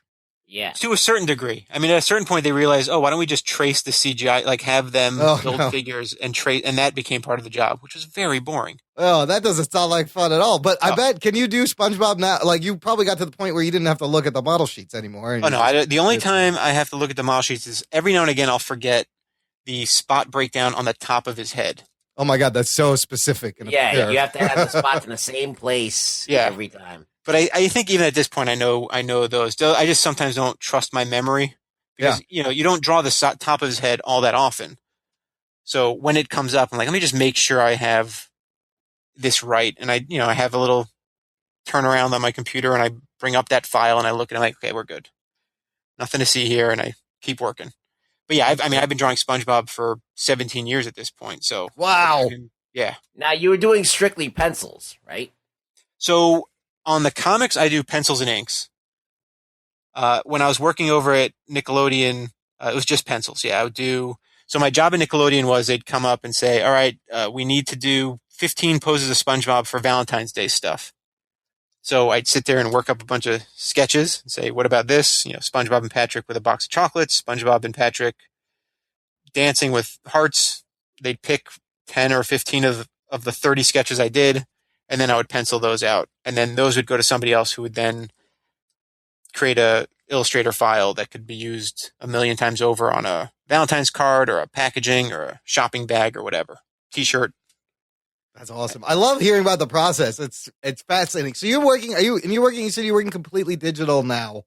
Yes. Nowadays I work completely digital. I work on a Cintiq. Yeah. And going back to me transforming digital to analog, I have it set up so that I know exactly how much to zoom in on the page. So it's the size, like the physical size of a sheet of paper.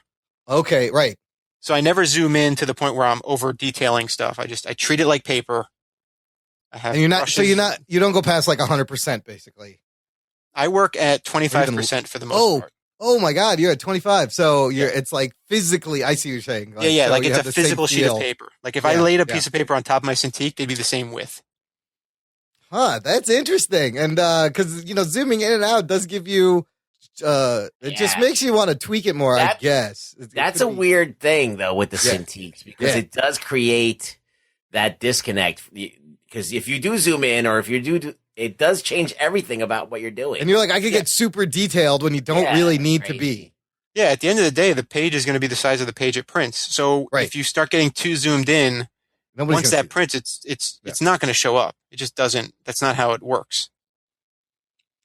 I love right now that you get to work on your own stuff with pics, and then you have you have a job where you're still cartooning. Like both of these things are great. What is the biggest challenge you had with pics and working, house style art?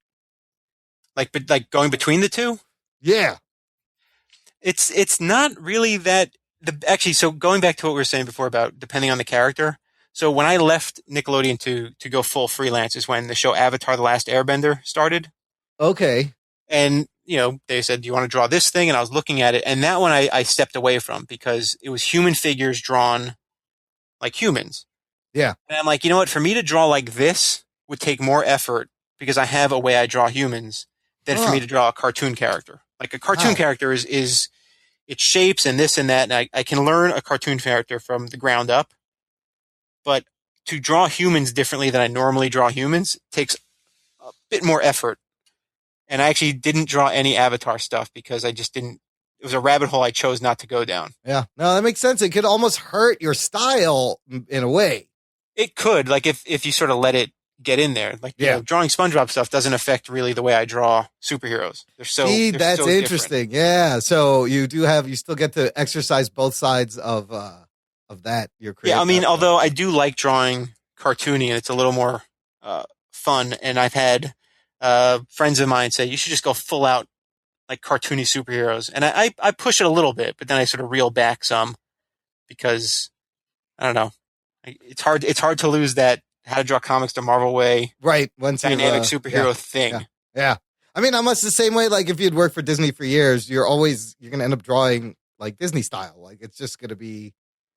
And there's no, I mean, some people see, some people don't, but there's, Disney is definitely an influence on the way I draw. Like I've seen those movies so many times and looked at those like art books and all, the construction of a Disney figure, an animated figure is so good when they do it right. Like either Batman the Animated Series or all the Disney movies or whatever. Like they build these figures so that you can move them and stretch them and squash them and pose them, and you can really do just about anything. So I try to. So when you guys say Pix looks like it could be a cartoon, I take it as the compliment that I believe it's intended to be. And that's great. Like that's a great influence. I wanted to know who are some of your other like comic book cartooning influences, because a lot of this, it feels a lot like a nod to Archie in the way the eyes and the nose are sometimes, and how you even have like a redhead character and like a girl Archie character. Well, yes, those two characters are specifically meant to evoke Archie and Jughead. Oh. Yeah. Yeah, I got that. That's awesome. Yeah. Yeah, they are nods to that, you got the skinny tall one with the pointy nose and then the sort of shorter redhead with the freckles. So yeah, they are a little tip of the hat to Archie. And a lot of the stylistically when I was writing it, I'm like, okay, if it can happen in an Archie comic, it can happen in Pix. So, any talk of dating and stuff is a very sort of wholesome, sweet Archie style approach to it. My influences, so certainly John Buscema. Yeah. Be it through How to Draw Comics the Marvel Way or just from him just being unbelievable and awesome. Yeah. And my best day at Marvel Comics was the day I hung out with him, and you can hear that. I did an episode about that on my podcast. Oh, that's awesome. That whole story. Right on. Michael Ringo is a huge influence on what I was doing. And he's a guy I got to talk to about our influences, and that was the freaking coolest. Yeah, I could see Ringo's influence in your drawing, like kind of in the animals and the animal scenes.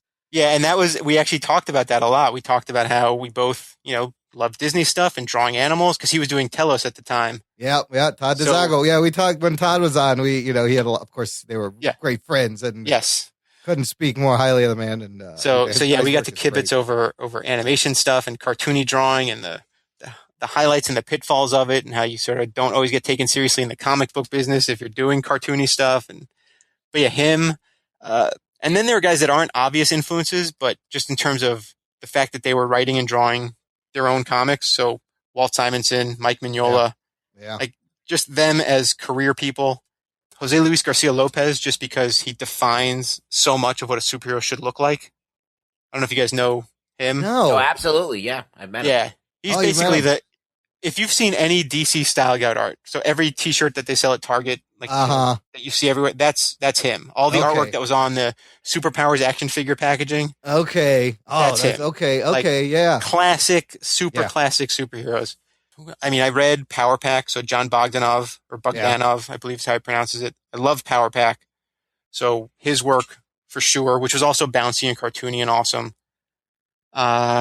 John Byrne, certainly another guy who was writing and drawing his own stuff and who could draw real good. So, I mean, there's so many. Like, it goes on forever and ever. Yeah.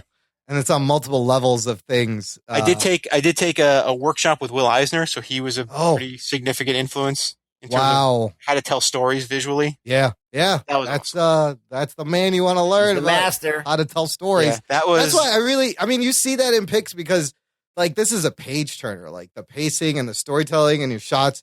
It's just effortless to read, and it just goes by so quickly, which it just always tells me. Man. I mean, that always tells me like this is a special book, like because it's not. It's just you just consume it, and you're all in for the ride. So I especially in this day and age where decompressed stories seem to be all the rage. I'm glad to know that it's not off-putting, that the thing never stops, and it's just dense pages with that. That at a certain point you put it down. And we're going to come back to it. I like that because it means you didn't just read a thing that took me a year to make in 45 minutes. No. And I mean, it's refreshing in that sense. What you said, everything is totally decompressed. Like I love The Walking Dead. I bought the trade paperbacks. I buy every issue, but sometimes it pisses me off. I pay $4 and I flip through the book in like 2 minutes. There's barely any words. And I'm like, what did I just pay for? Like, why is this so slow? You couldn't give me any more goddamn story?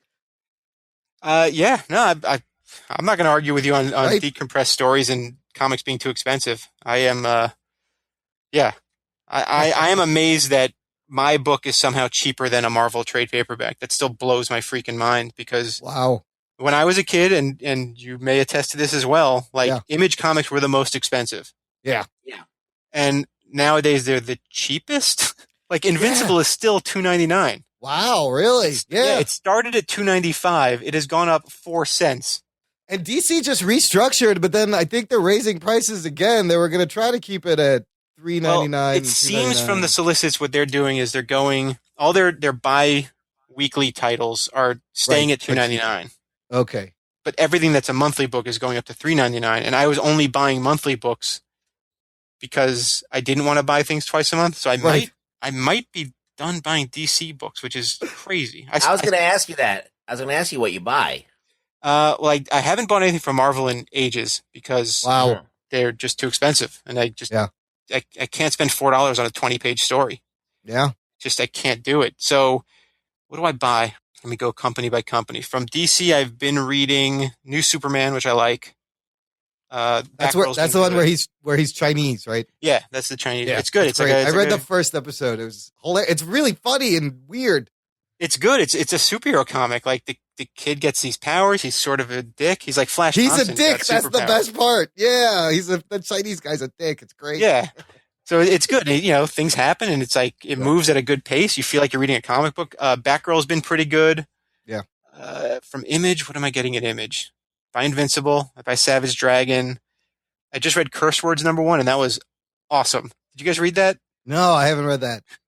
It is bananas, and it's great. It's this wizard shows up. It's quite something. I was very charmed by Curse Words.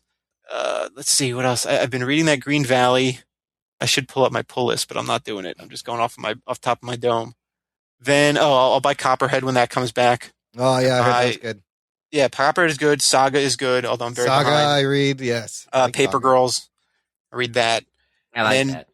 I buy a bunch of stuff from Boom because they do a lot of stuff that is for a similar audience to what I'm shooting for. So I like to keep up with that. So I read Lumberjanes. I read Giant Days I like a lot. The book from Boom. Goldie Vance is fun. And then I don't do anything with Mighty W. I've been buying Knight's Dominion from Oni.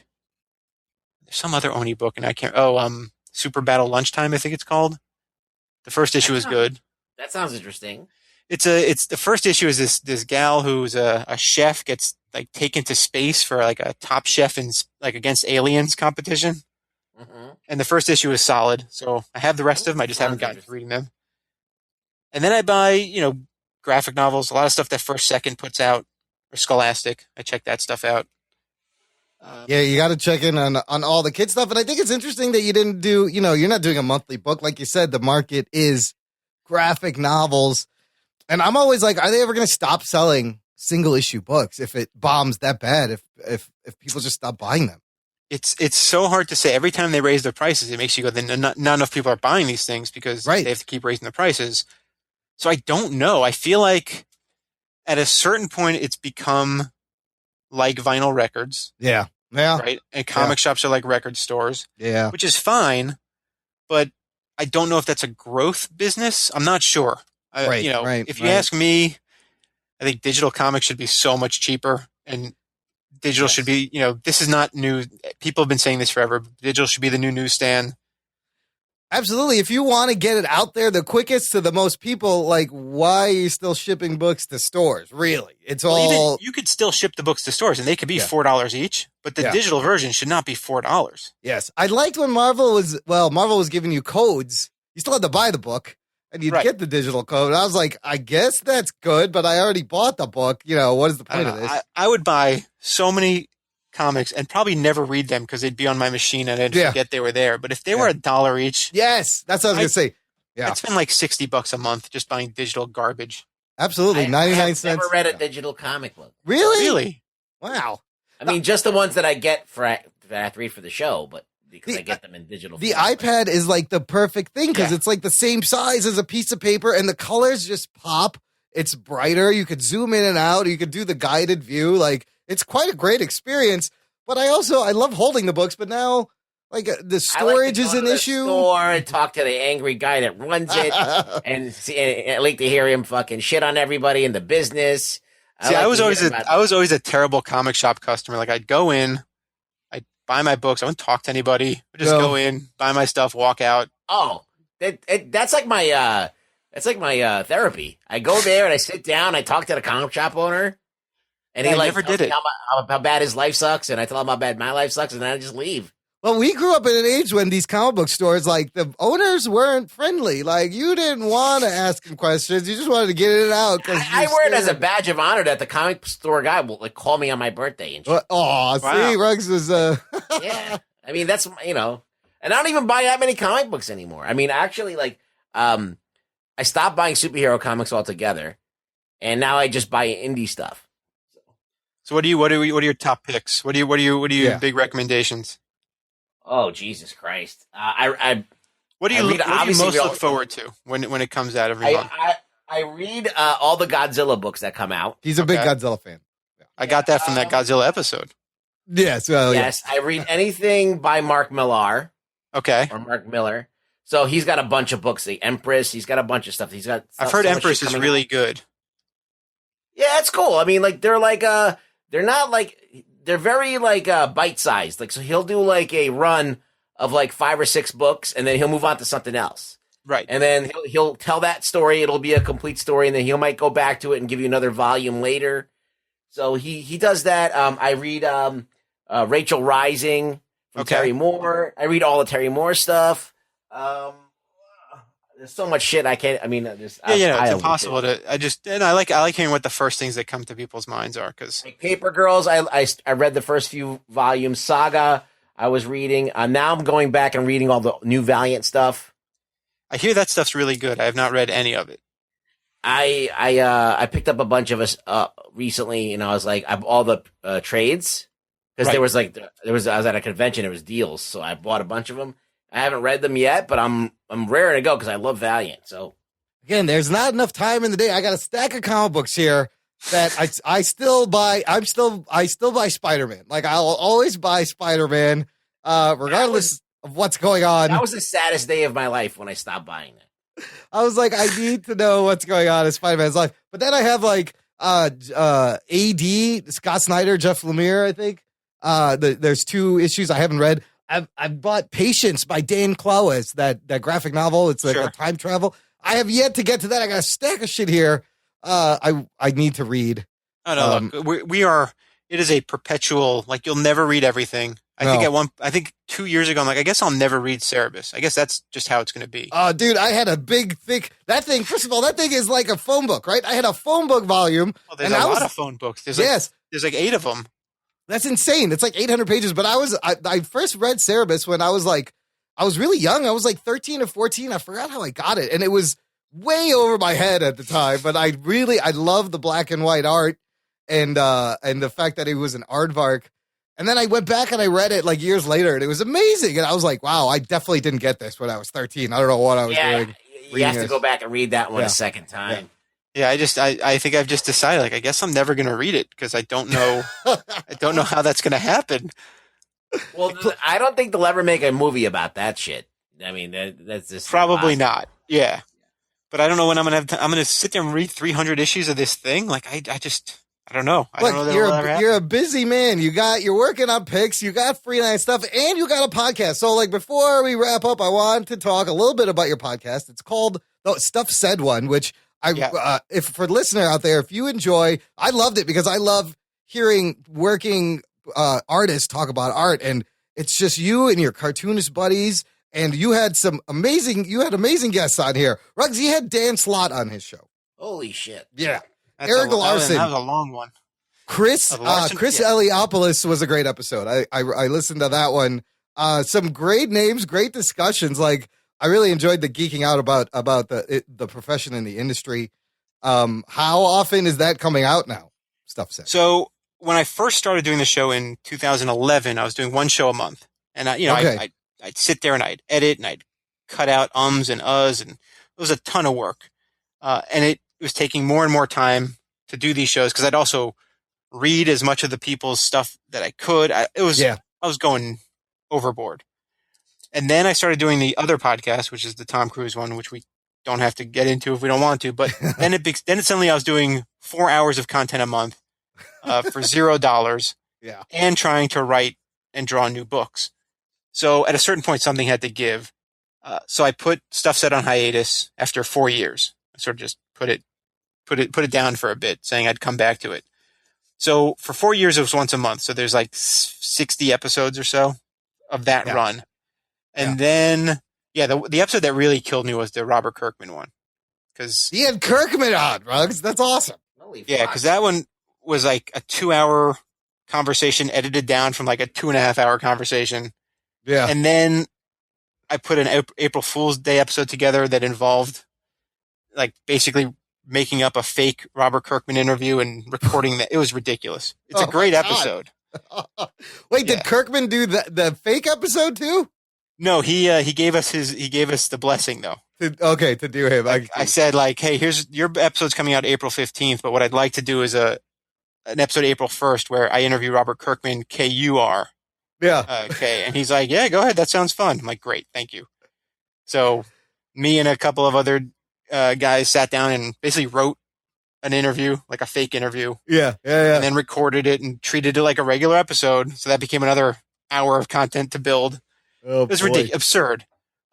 So that kind of killed me. And then I put the show on hold. And now the show happens when it happens, basically. When I have a minute and I have somebody to talk to, I'll put a show out. So, like, for instance, Pix 2 is due March 20th. So from now until March 20th, I'm not recording anything. Yeah, probably not. Probably not. Right. But, there are people I've talked to about doing a show. And then I want to do more shows because I enjoy doing it. And then there are some shows I've written, just solo shows of me telling a story or something. I want to do those. So there's definitely stuff I want to do. There are people that I would love to talk to, sort of my holy grail of people that I would love to sit down and talk with someday, somehow. So it's a great insight into the industry, dude. I hope you keep going. And I listened to all your solo yearly shows, and I really love that. As a listener, I loved hearing just kind of what it takes to be a cartoonist, the stories of the industry, stories of Marvel, and all that. And let me tell you, the Chris Eliopoulos interview compared to your early interviews where you were like, I was editing all this ums and ahs. The Chris Eliopoulos one was fine, dude. You don't need to put all that work into it. I think you sit down, you record, you just publish it, because one of the best things about this medium is that it's a conversation and people get it. And, look, I had big visions of something sounding as much like something you would hear on public radio as possible. I mean, I've been there. I felt the same way with this show in the beginning, and I've learned that, you know what? Sometimes you can relax some of this. It just, it'll be fine. There was an episode I did early on. I had Jim Kruger on, and I was in LA, and I also always did the shows face to face. Like I did every episode but 2 in person, face to face with the person in person. Yeah. Because I think there is something about having a conversation face to face. Oh, absolutely. Yeah. You pick up on stuff. So I did this one with Kruger, and I got back to New York and I listened to the audio, and my audio was fried, like completely. No. Like my gain was up too high and I just sound awful. I was like, this is bad. So I actually went and re-recorded my part for the entire show. Oh, you did one of those. Oh, Jesus. Oh, my God. You're nuts, dude. Wait, then I explain at the beginning of the episode what happened, and I talk about how I re-recorded it and blah, blah, blah. So I did all that, and then Jason Howard, who drew Super Dinosaur and Trees, very nice guy. He was on the show as well. I remember him telling me, he's like, you gotta not, why bother explaining everything that went wrong? We don't know. Yeah. Like, we would have no idea that any of that happened. Just put the shows out. Stop it. And it was a sort of an awakening, like, yeah, he's right. Nobody would know that I didn't like the feedback loop I was getting. So I totally get it, though, because I was the same way in the beginning. I was like, oh, I want this to be good. I want this to be perfect. And while still, I have a standard of audio quality, the conversation, like, I'll take out the low-hanging fruit, the easy one. But for the most part, I've learned, like, this is a conversation. It doesn't really matter. And you're right. Nobody knows. Like, you could craft whatever it is. Nobody knows what happened. I told everyone there's no point in trying to make me sound like a professional person. It doesn't matter. I'm not gonna. If people saw me figuring out, so I would do an intro. I would talk about what was going to happen on the show. Yeah. Plug whatever I was plugging, and then the interview would start, and I'd play some music to lead in and music to lead out. If people saw the process of me doing that, just the music, like thinking of the perfect song, finding the perfect clip, like I'm some sort of master DJ, it's idiotic. But I do love doing it. So I'm as guilty as anything else. Yeah, no, I get it. But the more you do it, the more you'll just appreciate, getting the content, putting it out. And it's really like, I want to hear these conversations. I want to hear the life of a working cartoonist. What it's like. I do want to do more of them. I want to have people back on that I'd had, because it's been long enough and now it's a different conversation. I have this new headset, so now I can record with Zencaster and just work while I'm talking, which is what I've been doing this whole time with you guys. That's awesome. And yeah, it is a different way of doing it. And I just need to, yes, the Heliopolis one was helpful because he had wanted to do the show for a while. Yeah. I can look back on it and think of all the things that we didn't talk about. But again, nobody knows. It doesn't matter because you never talked about it. You'll get him next time. And then you have a reason to call him back. No, listener, if you're into like comics professionals talking comics, definitely check out. It's called the Stuff Said Podcast. Listener, if you know a kid that doesn't like to read, you buy him this book. This will get him into reading. I want you to buy this and suggest it to all your little cousins and nephews and nieces. Because it's kind of this generation's Archie. Like I mentioned in our last show, like I feel like I've learned to read from Archie comic books. It's kind of like the first thing I remember looking at it and then eventually learning how to read it when I was a kid, just because I had cousins and they gave me all their Archie digests and I still have them somewhere. No, Archie comics are great. Jughead is, do you guys watch Riverdale? Have you guys watched this at all? I watched the first episode and I couldn't get through the first episode. You didn't watch the whole thing? I couldn't make it through the whole thing. I was like, nope, I don't know about the first this. episode, yeah. Ruggs likes it. So I've seen, I'm halfway through the third episode, I think, at this point. But I watched the first episode and the whole time just like, where's Jughead? I want Jughead. Jughead gets better as the show keeps going, but it's actually pretty watchable. It is. It's just, yeah. The girl playing Betty is so perfectly cast. Like they really nailed it with Betty. All right, I'll have to give it a couple more episodes then. I did want to see Jughead. I was curious to watch. I was curious to watch the other episodes, but then Imran went so hard against it. I was like, maybe I shouldn't. It just was. It's not for everyone. No, for sure. Depends on where your tastes lie. Like I happen to, one of my favorite shows on TV is Jane the Virgin, so I might just be on a different track. I see. That's actually a good show. My wife started watching that show, and I started watching that show, and I was like, and the girl is from Chicago. Like I'm in Chicago, I believe, and she's won an Emmy. But it just, to me, it was like modern. It was like 90210, darker, and then they just used the Archie names. But I get it because even the Archie comic books, they've updated. They've kind of, they've kind of made it modern. But then this just gets very adult and dark. No, Riverdale is Archie meets Twin Peaks meets Gossip Girl. Yes, basically. That's what I thought. Yeah. Jane the Virgin is just a bang-on great show, and it does serialized narrative with cliffhangers and stuff better than most comics at this point. It's so good. I love the narrator. Like the narrator that's an amazing narrator on that show. Just like the twists and the turns and like the setups and the payoffs. It's so good. Good storytelling. Awesome. Yeah, good storytelling. I'll tell you what show isn't awesome. Have you seen Powerless yet on NBC? I have not seen Powerless, and I have not listened to you rip into it. So I've not seen Powerless, but I like Superstore, and I like Superstore. The Good Place. The Good Place is really good. That's really good too. Powerless, I don't know. Give it. I would love to know what you think of that because it's not good. Well, now, okay. So is it not good where it has no potential to become good? Because a lot of people will say Parks and Recreation was terrible in its first season, but that's one of the best shows ever. Correct. I think it does have potential, but like. The writing is just like I chuckle like there's not one good laugh in it. I saw the first 2 episodes, and I maybe chuckled like a couple of times. I was like, "Where is the jokes?" It just I don't know. But I feel like it does have potential in terms of the cast, and Alan Tudyk is saving those lines. Like he's funny, and he's saving the lines that he gets, but the lines are not good. For me, one of the funniest shows that I've watched in recent times is The Unbreakable Kimmy Schmidt. Sure. And that's like snappy writing, like just jokes you don't expect, and they go all over the place. And it's something that shouldn't work, but it works. Okay. Now this Powerless, they tried all they could do to set it up so it would work, and it doesn't work. Yeah. Right. I mean that does happen. I asked that because something I've noticed, and this will go back to our conversation about Batman, is a show starts and then it sort of finds its way and finds its voice and finds its footing after maybe a couple episodes. Like you see if the guts are there, and then you see what it becomes.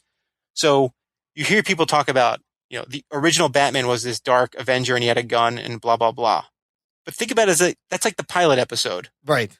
And then it evolved into this other thing. So even the Avengers started as, yes, it was the heavy hitters of the Marvel Universe. But the Avengers eventually became this weird ragtag group of characters led by a heavy hitter. Yeah. That were completely dysfunctional in the mansion, but then when they had to, they stepped up and saved the day. And, and then they went to the Avengers are always meant to be the big heavy hitters, and then they did Avengers Disassembled. And I sort of checked out. I'm like, no, just because that was the original intent doesn't mean that that's what it evolves into what it is meant to be, kind of a thing, not to get all meant to be-ish. But so I wonder if a show starts out hinky, if it can find some footing, or if it's just broken at its roots and just is never going to grow into a beautiful tree. Well, it's got to blossom. Anything could happen. But, but I agree. It needs time to nurture. It's unfair, especially with pilot episodes, and especially with Powerless. In the sense, it was rewritten and retooled. They changed the whole kind of concept of the show, while they were developing it. So that's rough. Yeah, that's hard. That's going to be hard to come back from. Yeah. Yeah.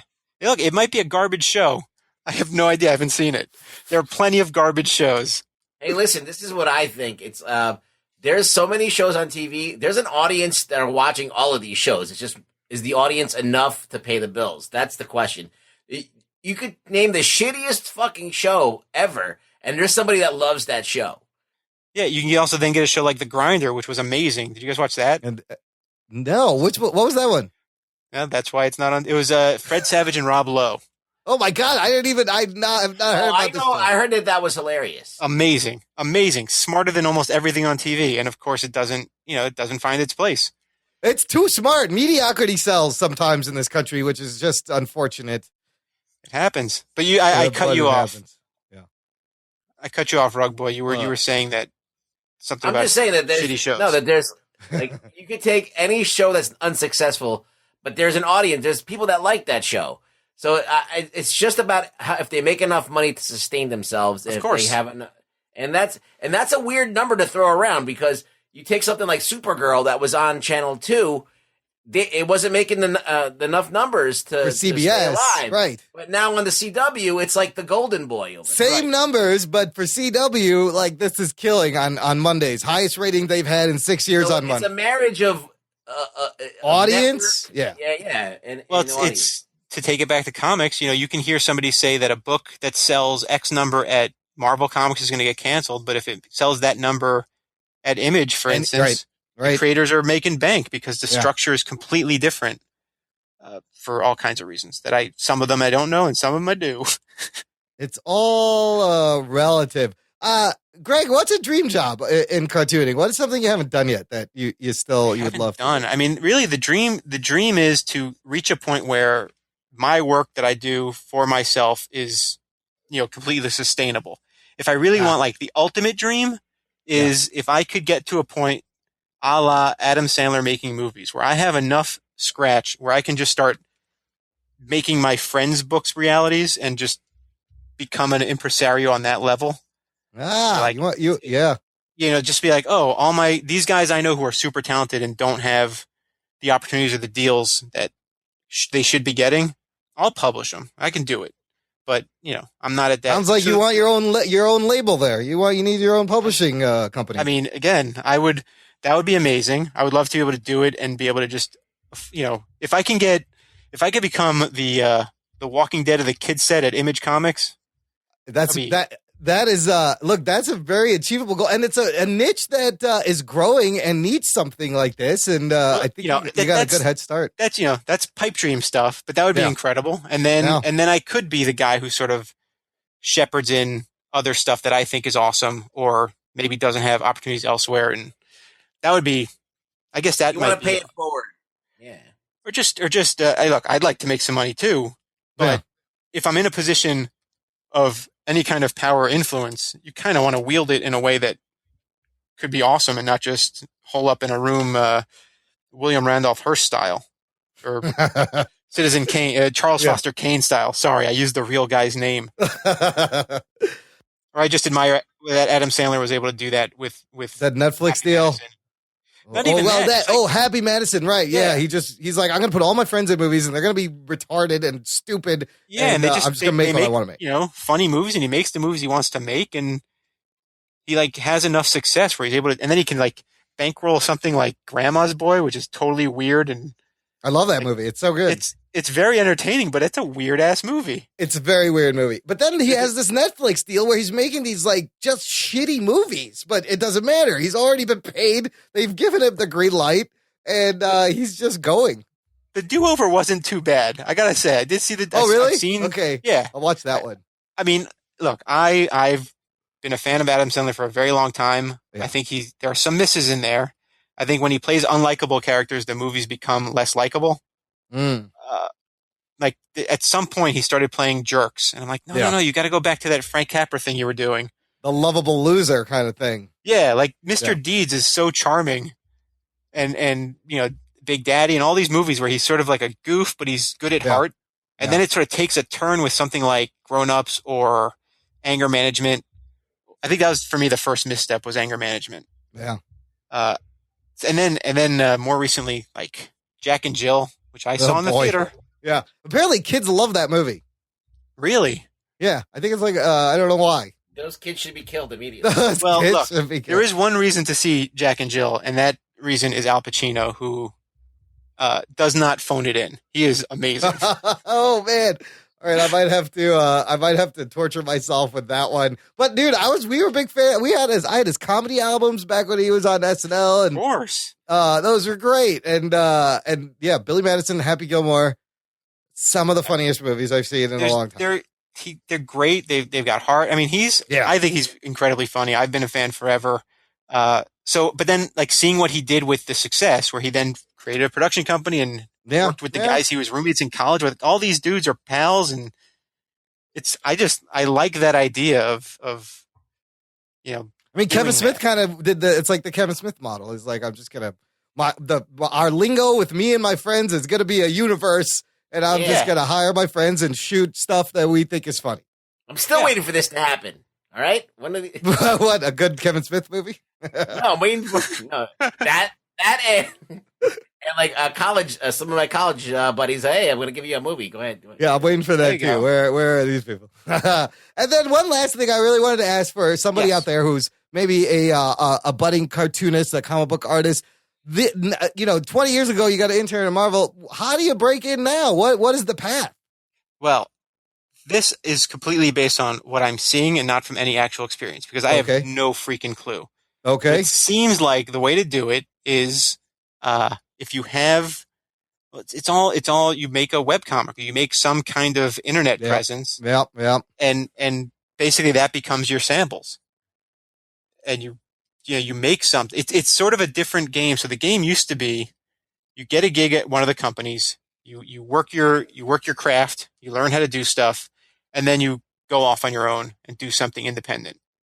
That's we'll call it the Mike Mignola model. Okay, right, yeah. Right? So, or John Byrne or whoever. That's or the image model. The image model. It's the image model, yep. All these guys worked their craft. They all worked at Marvel and DC for a decade or so. I mean, Larson was working for DC and Marvel. Yeah. Todd McFarlane, all these guys. They got cred. They put in their dues. They got their credibility, reputation. And they're like, you know what? We're out. We're starting our own thing. Well, then they took that cred and that audience that they built in the fandom, and they went and did their own thing. So that used to be the way it worked. And now it seems to work the other way. It's reverse. You got to put your stuff out there. You got to build your audience and fan base. and then hope weird, someone man. sees it and wants to go in business with you. It That's just weird. seems, but it's like that's the way to get a job.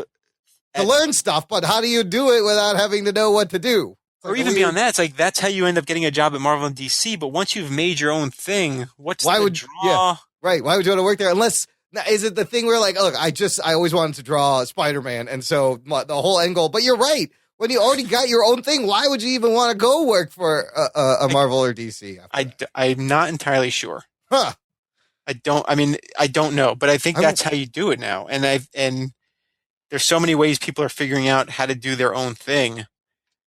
If you want to draw Spider-Man, I'd say try and find a way to do licensed work with Spider-Man, because then you'll be able to draw Spider-Man.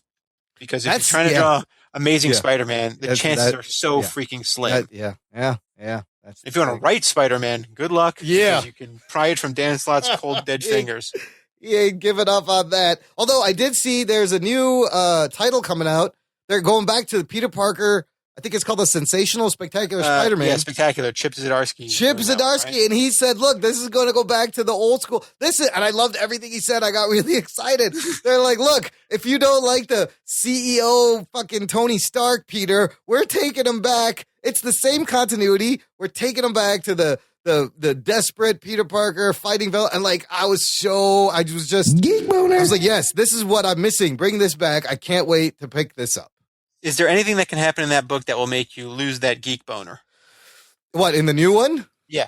Only if there's... What's the misstep? The misstep is him, him getting tools from Parker Industries, and he's in a spider buggy, and he's speaking Chinese, and he's got to get to a board meeting.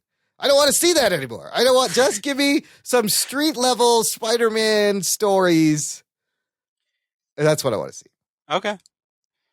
I mean, I don't read any of this stuff anymore, so I have no idea if it'll be any good, but I'm just curious what makes people go, all right, I'm out. I stopped reading Spider-Man. Ruggs is not a big fan of Dan Slott. I'll tell you that right now. The minute that he got on that book was the minute I left the book. Which was it a specific story or just the fact that he was on it, you're out? No, I gave him a chance with Superior Spider-Man. I love that. I was all in on that. And I was like, no, guess what? Doc Ock is not a Superior Spider-Man. He's not. So, and I just wasn't on board with that. And I didn't like it. So I just jumped out. So. Look, we all have a thing, man. Yeah. Everybody's got a thing that breaks the pattern. I was like, you gotta be fucking kidding me. Another dude's taking over another dude's body. It's his like, worst enemy. Yeah, but I mean, it's Spider-Man. Yeah. And it's not something that's over in like a few issues. It went on for a long time. That was the most surprising thing. I didn't think this was going to be a long-running thing. And then... No, but it would have been fine if it was like a few issues. But it was like, I'm like, okay, I miss Peter and I really don't like this. And I really feel like that he doesn't understand Peter Parker at all. I was upset that they stopped they stopped Amazing Spider-Man after 700. Like, it was done, and I'm like, wow, this is going on. He's getting his own title. What is the end game? I love the story, and it was, at the time, I was like, this is very different. I'm enjoying this. But it's like, I wanted Spider-Man to just keep going with its numbering system, because it was at 700. And then they just It ain't stopped. anymore. It ain't anymore. But now that they made him into like Batman / Howard Stark, I'm like, I don't. Yeah, and then there was like, I also don't like, and I'm one of these proponents for, I hate when they make too many versions or cast members that have the same powers or offshoots of the same character. It just dilutes the brand. And he's been doing that. He's been like Spider-Verse. We saw the Clone Saga. We knew that was already cheapening, the Spider-Man brand, and now you have clones, every Spider-Man, all over the place. There's Spider-Man for everything, and it was just too much. I was like, no. Now you're like, how is Peter Parker special? Like, how are you going to distinct? Like, what if I want to know about this guy now, and I want to know about that guy now, and like, why do you have to introduce me to that? It's like being married to it's like being married, and all of a sudden you find out that every Victoria's Secret model wants to fucking blow you. It's like, now I want to know what that's about. Like, I never had that opportunity. Now I want to know about it, and it's ridiculous. And now I'm thinking less of my wife because I got a Victoria's Secret model that wants to blow me. Dance lots of cock tease? Is that what you're trying to say, Ruggs? No, I'm just saying that you're introducing all this stuff. This feels like a cloudy metaphor, but I'm hanging on. Listen, that's what you get with Rugboy. I love it. Cloudy metaphor. But I'm just saying, like, there were so many things that were diluting Spider-Man for me at that moment. Like, he had Doc Ock take over for Spider-Man, and then he had all these other Spider-Men from every fucking universe and every dimension. And I was like, Mary Jane was a spider person. Gwen Stacy is now a spider person. Everybody's a Spider-Man. So I'm like, I should be a Spider-Man. I want to be a Spider-Man. Start doing shit. You want a pure, uncut Spider-Man. I get it. Yeah. Well, it's just, I feel like it's been cheapened to a point where I can't even, and that's my favorite book. Yeah. Right. So. Look, I haven't read a Batman comic in ages. And I, as a kid, I loved Batman. Yeah. Batman was always great. And I picked them up now. I have no idea what's happening. There's like some Dude, the rebirth stuff is crazy. Like the Watchmen are now part of the DC canon. Yeah, it's all wacky. That bothers me on my superheroes for kids vibe, because once you introduce the Watchmen, you have now. I often refer to the darkening, as they call it, of superheroes as a Vertigo backwash. Yeah. Which is to say, the Vertigo stuff started getting some traction, or even before that, you get something like Watchmen or Dark Knight Returns, which gets a lot of attention because it does something different. Yeah. And then slowly but surely that starts getting influenced into the main line of books, to the point where the main line of books are no longer kid-friendly. They're not anything you can give to a kid. And now once you introduce Watchmen into the actual continuity, like, that's it. You broke the machine. You know what? But that was one of the things that got me back after Marvel's bankruptcy, when they restructured and you started seeing these darker artists and writers. Like the Vertigo guys were writing Marvel books. I was like, whoa, this is nuts. I got to check this out. As a reader who grew up with these characters, I love that. But what is there for kids to read now? Like you're killing your main, and just like cigarettes, you got to hook them when they're young so that they grow up and keep reading. And then you keep going back and hooking the next generation. There was a time that what would have happened was you would have been reading the superhero books, you would have left for a while, and then you would have been like, oh, I wonder what's happening in comics. And instead of reading Wolverine written by Mark Miller, you'd read whatever Mark Miller's Vertigo book was. Right? Like, you'd be like, okay, this guy used to write this thing, and now he's doing a book over at Image. Let me see. That's what I do. I don't follow characters anymore. I follow the writers now. Right. And which is follow the artists. I mean, that's typically what used to happen. Right. In the olden days, where you'd be like, oh, I like John Byrne, so, he's doing Next Men now? I guess I'm going to read that. Yeah, absolutely, yeah. And you'd go read Next Men and be like, oh, this is cool. I guess I am not going to read Fantastic Four anymore, because this is like Fantastic Four written only better on a different scale. Yeah. Not better, just it's different. Like, stuff happens. If you can get that. Yeah. See, but that's the thing. I think Spider-Man is a very unique comic book, and it's a unique thing. It's so... it's so describable. It's so, like, it's got all of these. It's iconic. Yes. You could describe, the angst that Peter has of being a nerd and having to hide it. And then he was actually a nerd, not like Clark Kent, who pretends to be a nerd. Right. He was actually a nerd. So, like, all of these things that just are so definable, they all get thrown away eventually when they kind of he grows up. And I don't know. I feel like that. The core of what Spider-Man is not there anymore. Well, they have that Spidey Stories title, which is kind of like the one-off. Yeah, and Greg, it can be argued that you have more essence of Spider-Man in Pix than is in Amazing Spider-Man right now. For all I'm not gonna fight you. Yeah, I'm gonna stick to that, and that's why the listeners should check out Pix. Greg, I want to give you a chance to plug everything. Tell the listener what's coming out, what they should do, where they can find you. Okay, so you can find me on Twitter, probably for the most part, if you want to see like social media stuff. And that's just my name, GreggSchigiel. My website is hatterentertainment.com, HATTER entertainment.com. And that will take you, if you want, to the podcast, Stuff Said, and Cruising Together. And Cruising Together is just a comedic thing. Me and my friend Chris Girusso, who does the G-Man comics, they did for Image Comics. We have watched every Tom Cruise movie. What? Every single one. Every single one. So have I. Nice. And then we talk about them sort of. I like to derail the conversations to just talk about anything. And we have different guests on. We've had some comic book guests on there. So if you want to hear comic book people being goofballs, that's a place to do it. That sounds fun. And then the book picks. So One Weirdest Weekend comes out February 22nd in comic stores, February 28th everywhere else. And the second book, Too Super for School, comes out May 3rd in comic stores and May 9th, I think, everywhere else, or May 10th, something like that. And that'll be in the March previews. So that'll be out March 1st. You can start pre-ordering that.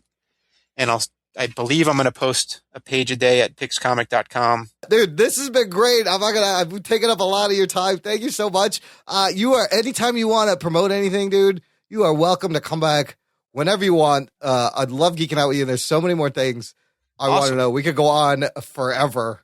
Well, when Pix 2 is ready to roll out, we'll do it again.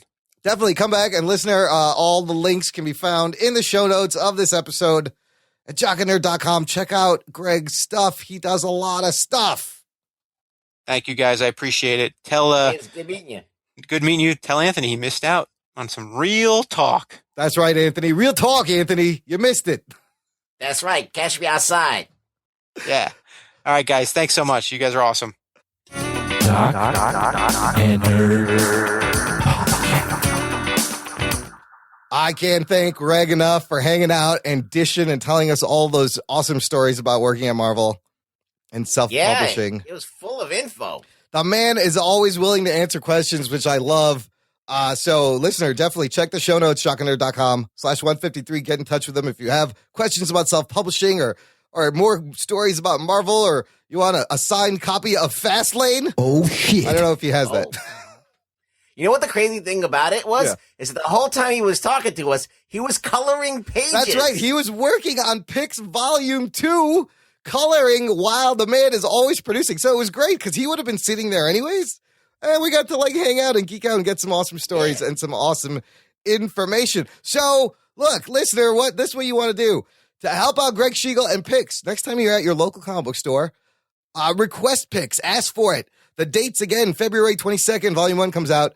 And then the week of Free Comic Book Day, I think it's May 3rd, Volume 2 comes out, which is great. But put it on your pull list. So I wanted to quickly shout out this post Daniel Nosker posted on our Facebook group. It's a video from Polygon.com. The video is titled The Best Way to Buy Comics. And this girl does a great job at breaking down the industry and the problem with the direct market and Diamond. She basically explains, unlike the book market, where retailers can buy a bunch of books on consignment from publishers, meaning if they don't sell the books, if it's not a hit, they can send them back, get some of their money back and all their money back. But this allows them to take risks, right? On independent things, on weird things. Right. So they're not going to mind ordering all this stuff. Now, with Diamond, if you're a comic book store, you have to buy all this shit up front, 3 months in advance. And if it doesn't sell, well, now you're stuck with all these copies. Yeah, of these books. It's terrible for business. It's messed up, right? So the best way to buy comics, the answer is actually it's not clear cut. There's two answers. One is for the consumer, one's for the creators. As a consumer, really the best way to buy comics is whatever is easiest for you. Whether it's in trades, single issues, digital, it doesn't matter. Now, if you're a consumer and you want to know the best way to buy comics to help the creator, this is what she says, and it makes a lot of sense. You want to request these books on your pull list because everything is counted up by pre-orders 3 months in advance, and then Diamond will feature it, and then they'll get huge sales. So the problem with this is, as a comic book retailer, you're not going to take risks on independent stuff, on weird things you don't know, because you're now stuck with all that. Unfortunately. Now, this is great for Gregg. He went from self-publishing to now being in Image, and he was in Diamond before, but now he's going to be in Diamond closer to the front of the book.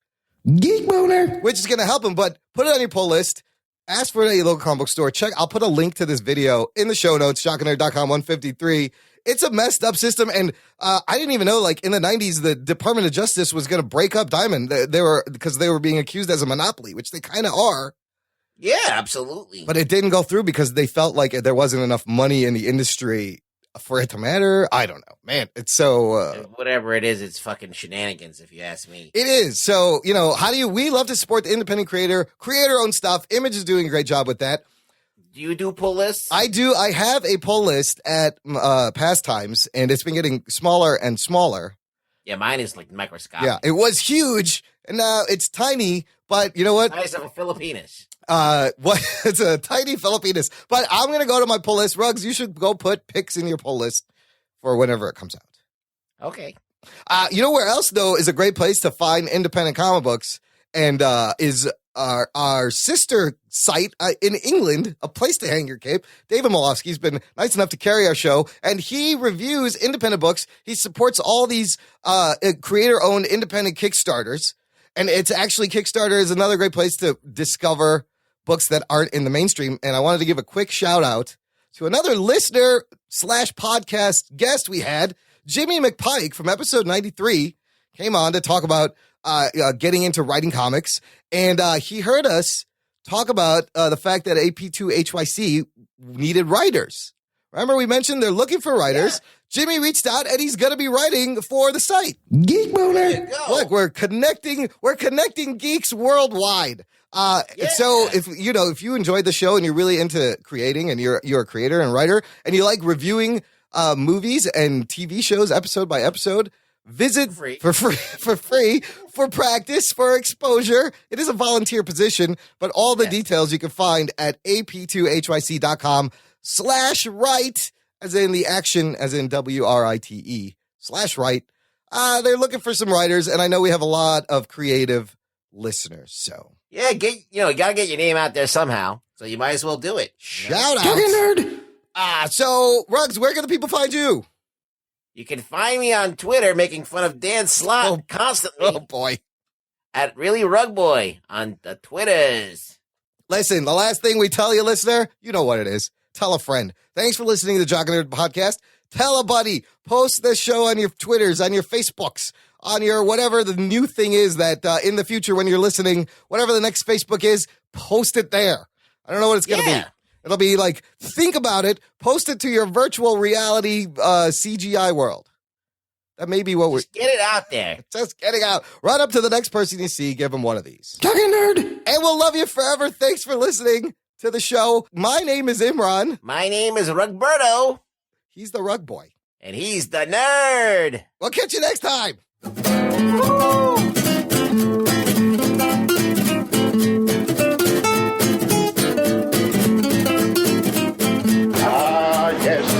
I see that you know your